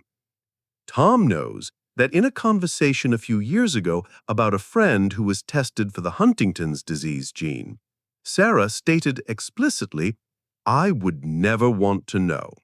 I would rather live my life in blissful ignorance than know that a time bomb like that is ticking inside me." Tom is now the keeper of a secret that is not just his own, but is potentially a crucial piece of his sister's medical information. He is caught between two powerful ethical principles. On one side is the principle of respecting his sister's autonomy. Sarah has clearly and explicitly stated her desire not to have this kind of information. To tell her would be to violate her stated wish and to force upon her a piece of knowledge that could cause her immense anxiety and psychological distress for the rest of her life. He would be taking away her right to not know. This path is guided by a deep respect for her personal choice and agency. On the other side is the principle of a duty to warn or a duty of care. While the dementia is currently untreatable, early knowledge of the risk could allow Sarah to make important life decisions. She could make financial plans, complete a bucket list, or make specific end-of-life arrangements. Furthermore, if she were to have children, this knowledge would be critical for her own reproductive planning. To withhold this information from her could be seen as depriving her of the opportunity to prepare for her future.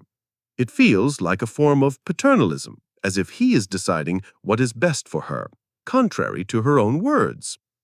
The dilemma pits a person's stated right to ignorance against another person's perceived right to crucial medical information about themselves. It is a conflict with no clear resolution. To tell her is to violate her expressed wish. To not tell her is to withhold information that could fundamentally alter the course of her life. The gray area is a testament to the new and deeply personal ethical challenges being created by our rapidly advancing understanding of the human genome. The ethics of revealing an unwanted truth are complex. A similar but different challenge arises when a professional considers using a known falsehood for a patient's potential benefit, as we will now explore. Chapter 43. The Placebo Effect. The dilemma of unsolicited genetic information is about whether to give a patient a difficult, unwanted truth. We now turn to the opposite side of the coin, the ethics of a doctor deliberately giving a patient a known falsehood, a placebo, for their own good. Let's imagine a family doctor, Dr. Evans, who is treating a long-term patient, an elderly man named George. George suffers from chronic, subjective pain and fatigue that has no clear medical cause. Dr. Evans has run every conceivable test, and they have all come back negative. She has tried numerous evidence-based treatments, but none have provided George with any relief. He is becoming increasingly despondent, and his quality of life is deteriorating. Dr. Evans knows about the power of the placebo effect, the well-documented phenomenon where a patient's belief in a treatment can produce a real physiological response, even if the treatment itself is inert. She is now contemplating a course of action. She could prescribe George what she tells him is a new, powerful medication for his condition, but which is in fact just a simple sugar pill. She is now at a crossroads between two of the core principles of medical ethics. The first principle is that of patient autonomy and informed consent. This principle holds that a doctor must always be truthful with their patients.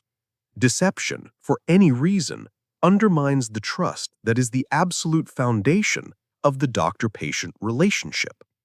To knowingly lie to George, to give him a fake treatment, is a violation of his right to know what is being done to his own body. If he were to discover the deception, his trust in Dr. Evans, and perhaps in the entire medical profession, could be shattered. This is the path of absolute honesty. The other principle is that of beneficence, the duty to act in the patient's best interest and to relieve suffering. Dr. Evans genuinely believes that a placebo has a real chance of helping George. If the sugar pill, through the power of his own belief, could reduce his pain and improve his quality of life, wouldn't that be a good outcome?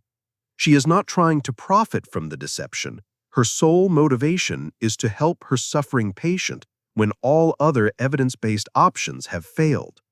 From this perspective, the deception is a benevolent act, a tool used to activate the patient's own healing mechanisms. This is the path of prioritizing patient well-being over absolute truthfulness. The dilemma is a classic conflict in medical ethics. Is the act of deceiving a patient ever justifiable, even if it is done with the best of intentions and has a high probability of a positive outcome? It forces a doctor to weigh the abstract principle of truthfulness against the concrete, compassionate desire to alleviate a patient's suffering. The choice is a profound one: to use the placebo is to risk a fundamental breach of trust. To not use it is to potentially withhold a treatment that could bring real relief. The gray area here reflects the ongoing debate about the complex relationship between the mind, the body, and the ethics of medical intervention. The dilemma of the placebo involves a deception to help a patient. But what happens when the information a professional holds is not a deception, but a truth so dangerous that it could harm others? Chapter 44. Patient Confidentiality versus Public Safety. The dilemma of the placebo is about whether to withhold a truth from a patient for their own good. We now face a far more dangerous dilemma: whether to break a patient's confidence to protect the public from harm. This is the profound ethical conflict between patient confidentiality and the duty to warn. Let us consider a therapist, Dr. Elisha Sharma, who is in a session with a patient named John. John has been seeing Dr. Sharma for several months to deal with anger management issues. In today's session, John is more agitated than ever before. He reveals that he was just fired from his job, and he blames his former manager, a man named Mr. Peters, for his dismissal. John's language becomes increasingly specific and threatening. He says, "I'm going to make him pay. I know where he lives. I'm going to go to his house tonight, and I'm going to hurt him badly." He then describes a specific violent plan. Dr. Sharma is now in a position of extreme ethical and legal jeopardy. On one hand, the principle of patient confidentiality is a sacred cornerstone of therapy. It is the promise that what is said in a therapy session will remain absolutely private. This confidentiality is what allows patients to feel safe enough to reveal their deepest, darkest thoughts, which is essential for the therapeutic process. If patients feared that their therapists would report their statements, they would never be fully honest, and therapy could not work. To break John's confidence would be to violate this fundamental pact of trust. This is the path of upholding professional ethics.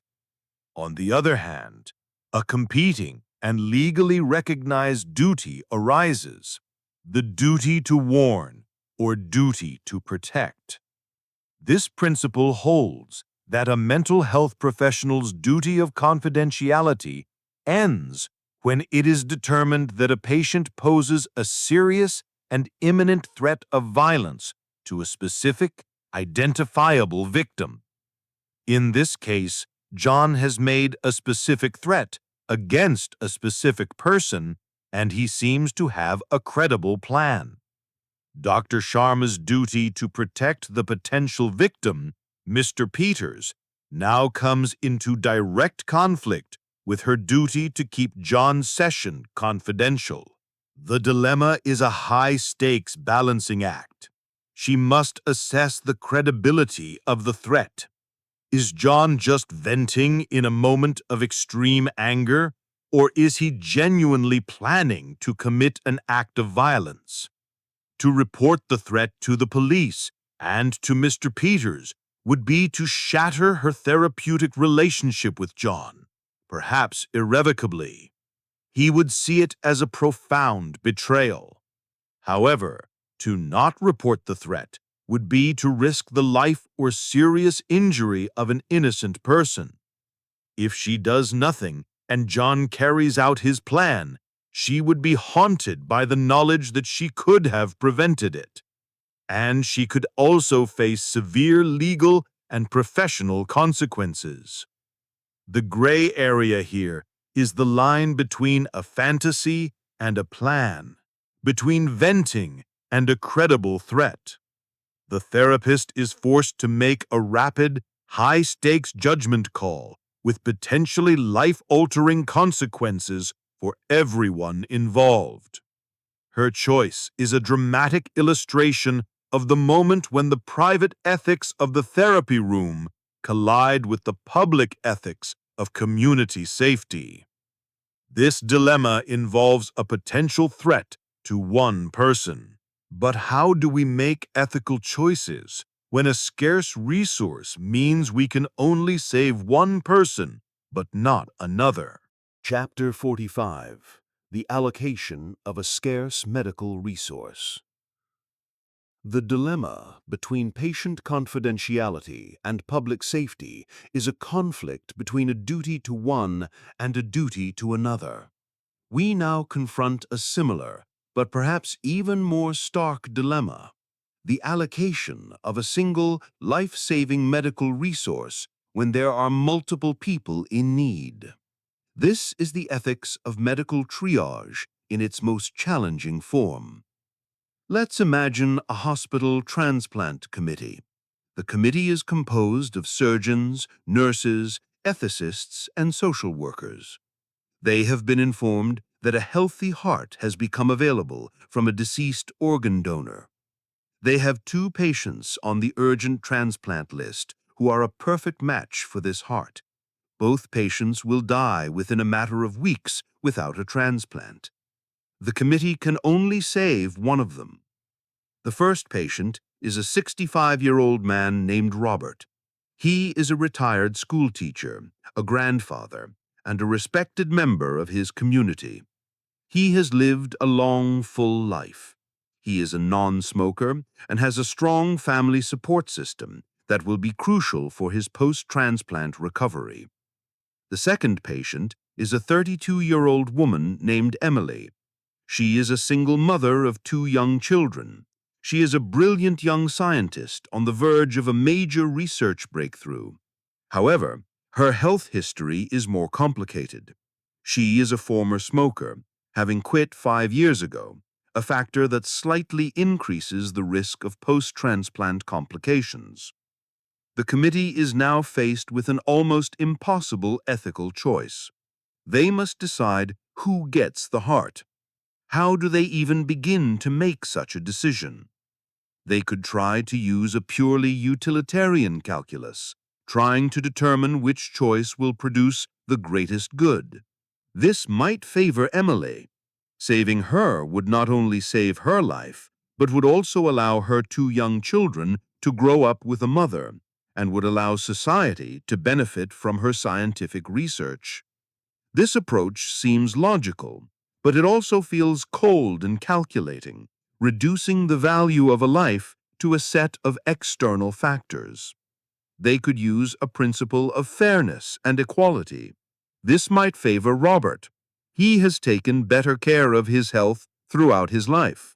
Is it fair for Emily, the former smoker, to get the heart over the non-smoker?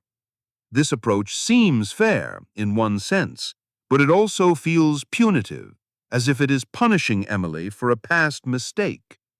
They could use a first-come, first-served approach, giving the heart to whoever has been on the transplant list longer. This feels objective, but also arbitrary, ignoring all the other morally relevant factors. They could consider the principle of giving everyone a fair innings, which would favor Emily, as she has had far less time to live her life than Robert.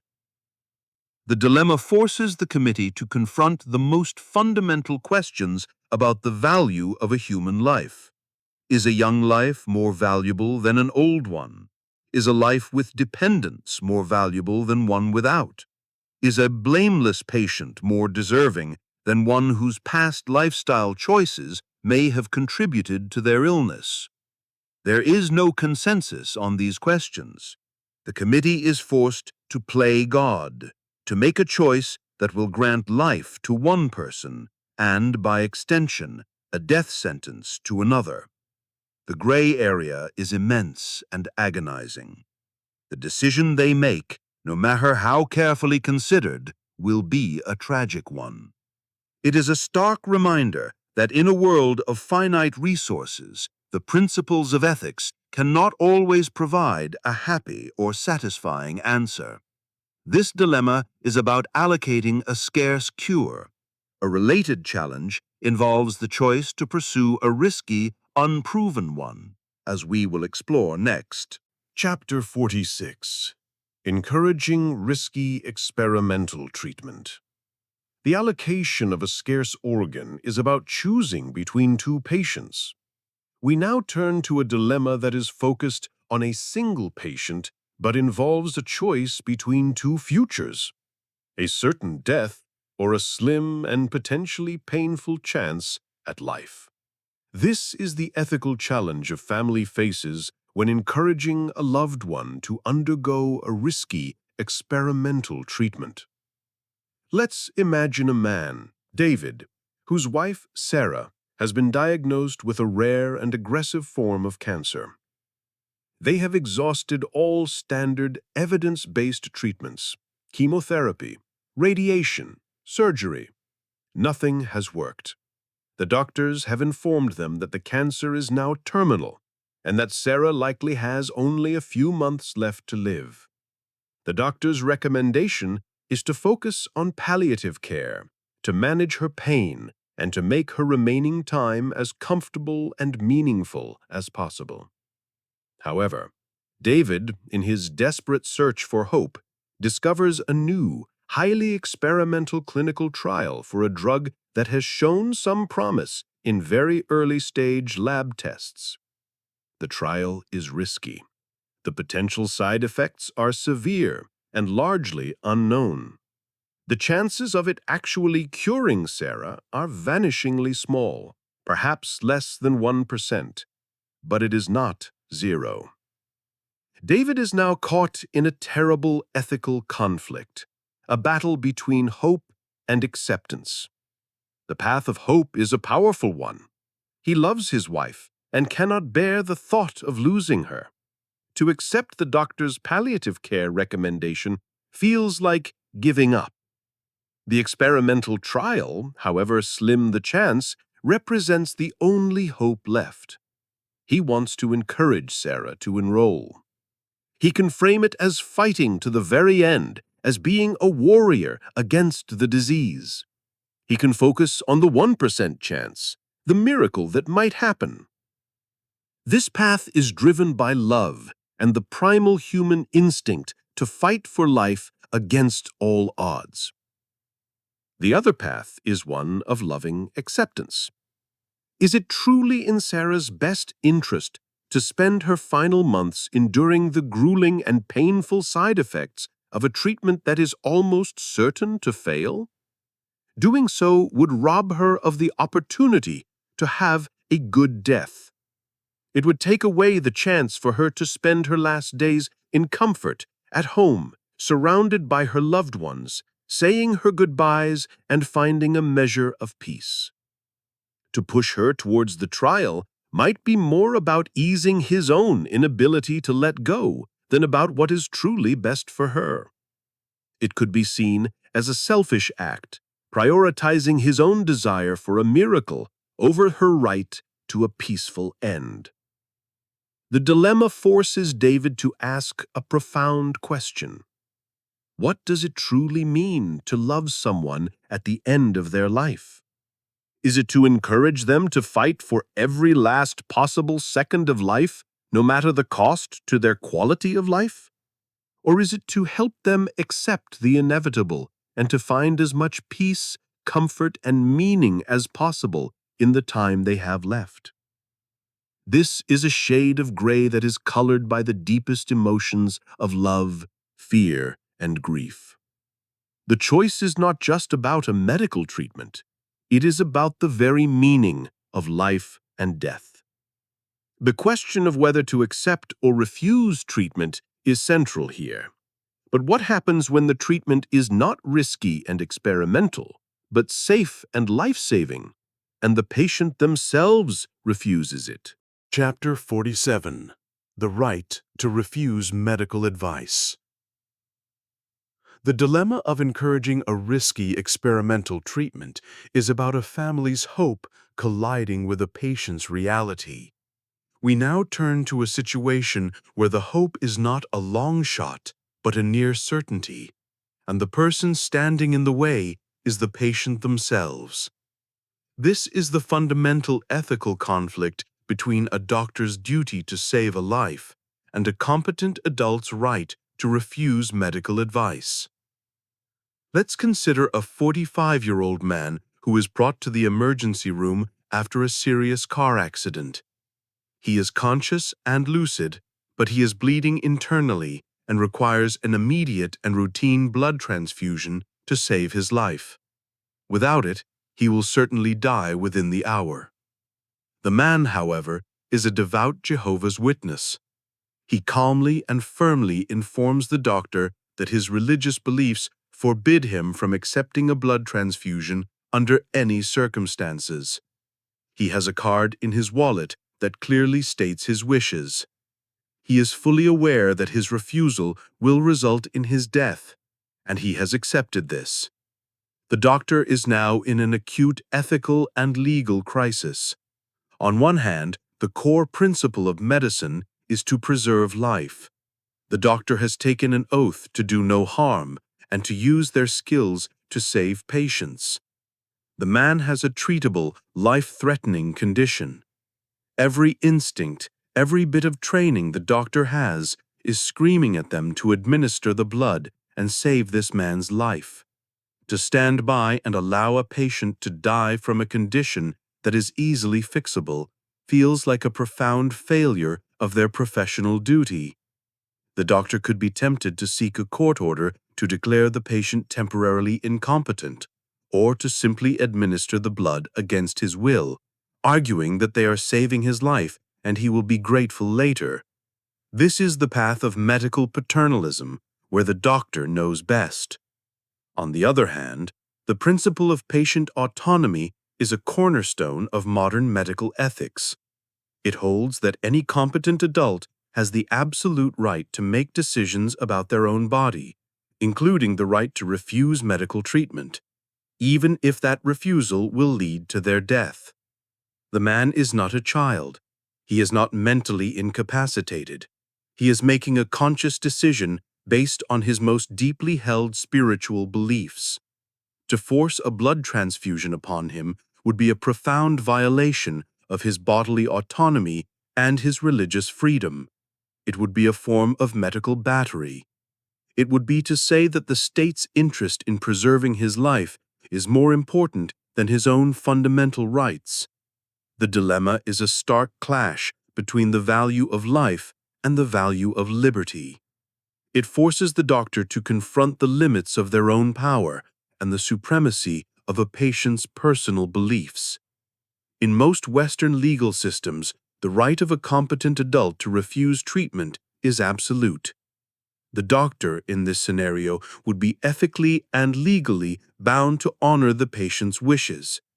They would have to stand by and watch their patient die, a deeply traumatic and counterintuitive act for a medical professional. This is a shade of gray that tests the very limits of a doctor's oath and a patient's rights. A powerful reminder that the goal of medicine is not just to preserve life at all costs, but to respect the will of the individual. The right to make decisions about one's own body is paramount.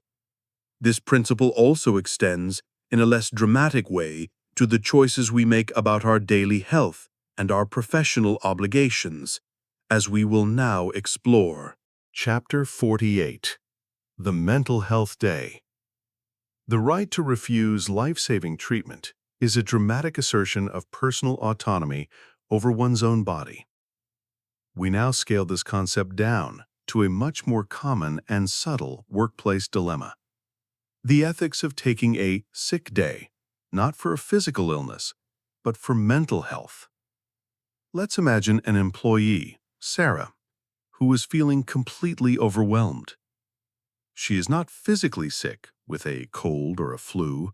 She has no fever, no cough, but she is suffering from a bout of severe stress, anxiety, and emotional exhaustion. She is feeling burned out, and the thought of facing another demanding day at the office feels impossible.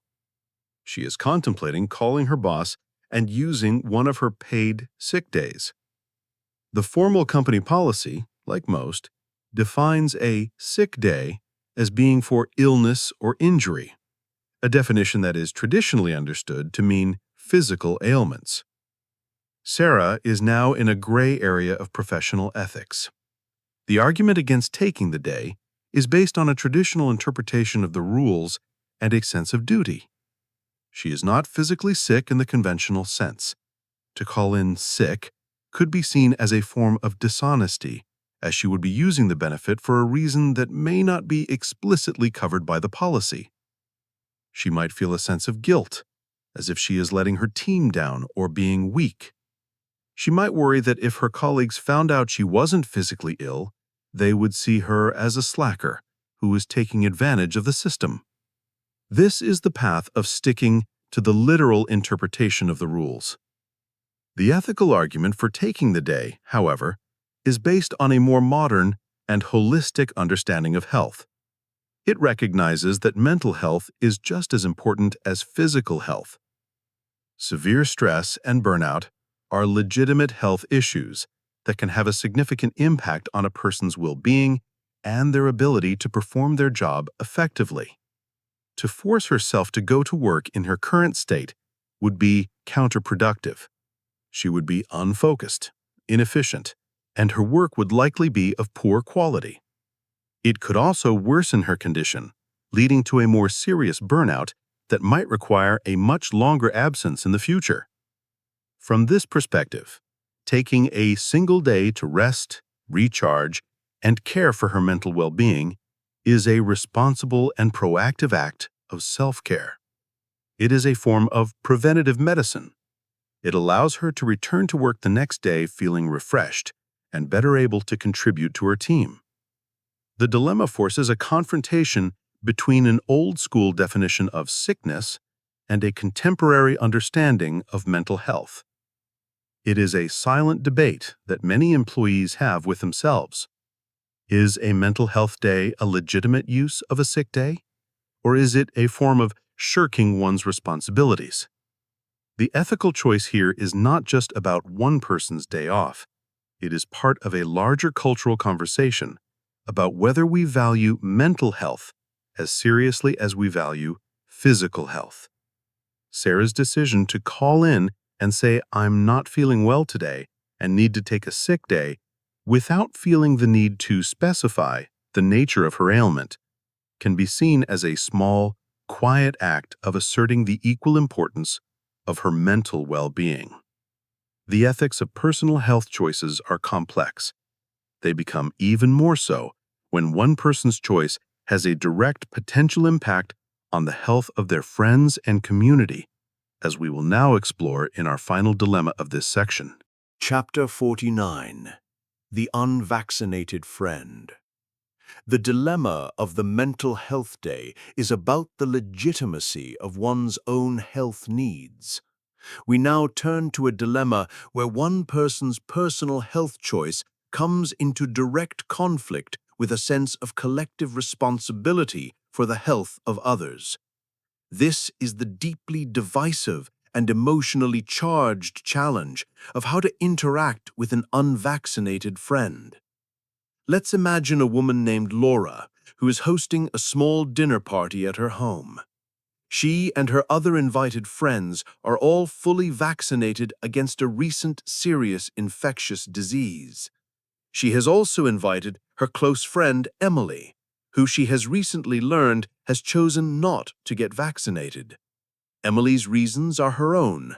She has expressed a personal skepticism about the vaccine's safety. Laura is also aware that another guest who will be attending, a man named David, is immunocompromised due to an ongoing medical treatment, which means that even though he is vaccinated, he is still highly vulnerable to the disease. Laura is now in a very difficult social and ethical position. The principle of respecting individual autonomy and friendship is strong. Emily is her close friend. She has a right to make her own medical decisions, and Laura's instinct is to respect that choice, even if she disagrees with it.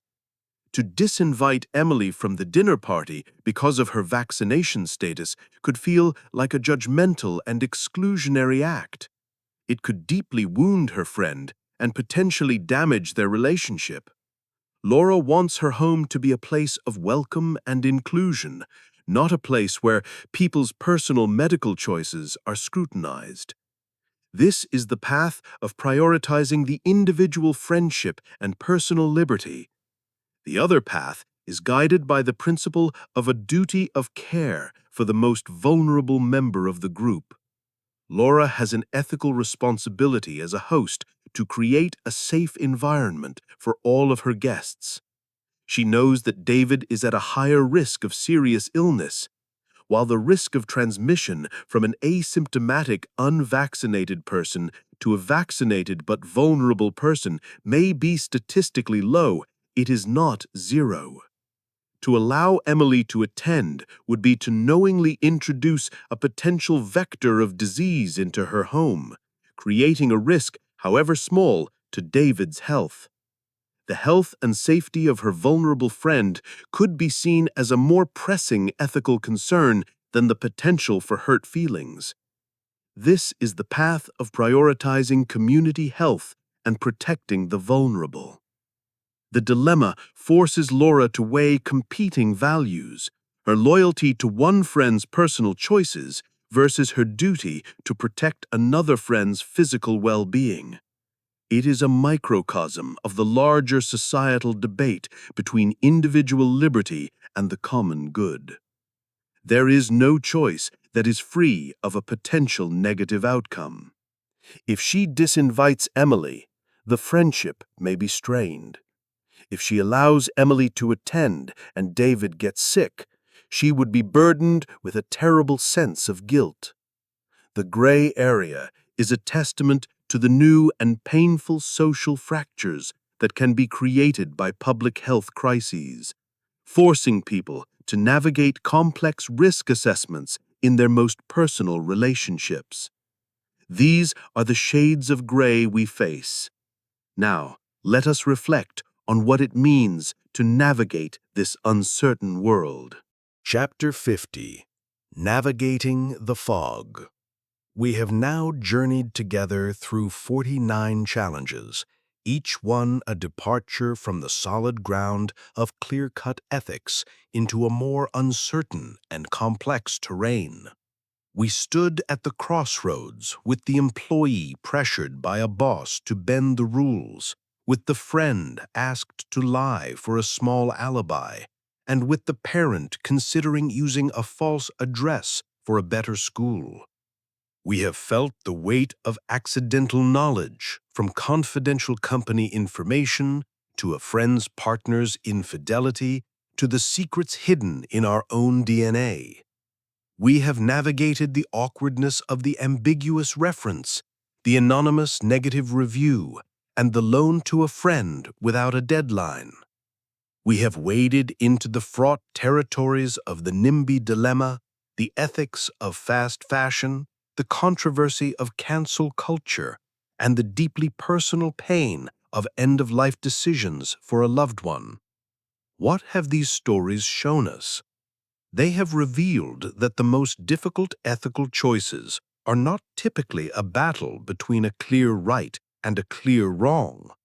Instead, they are most often a conflict between two competing rights. They are a clash between loyalty and honesty, between compassion and fairness, between individual liberty and the common good, between the needs of the one and the needs of the many. In these situations, our internal compass does not point true and steady to a single clear destination. Instead, the needle quivers, caught between powerful opposing magnetic forces. The journey through these 50 stories was not intended to provide a map with a clear path marked. To do so would be to deny the very nature of these dilemmas. The purpose was not to give you the answers, but to better illuminate the questions. It was to explore the terrain itself, to understand why these situations are so difficult, and to appreciate the complex moral reasoning that people of good conscience can bring to all sides of an issue. Navigating this fog is not about having a better compass. It is about becoming a better navigator.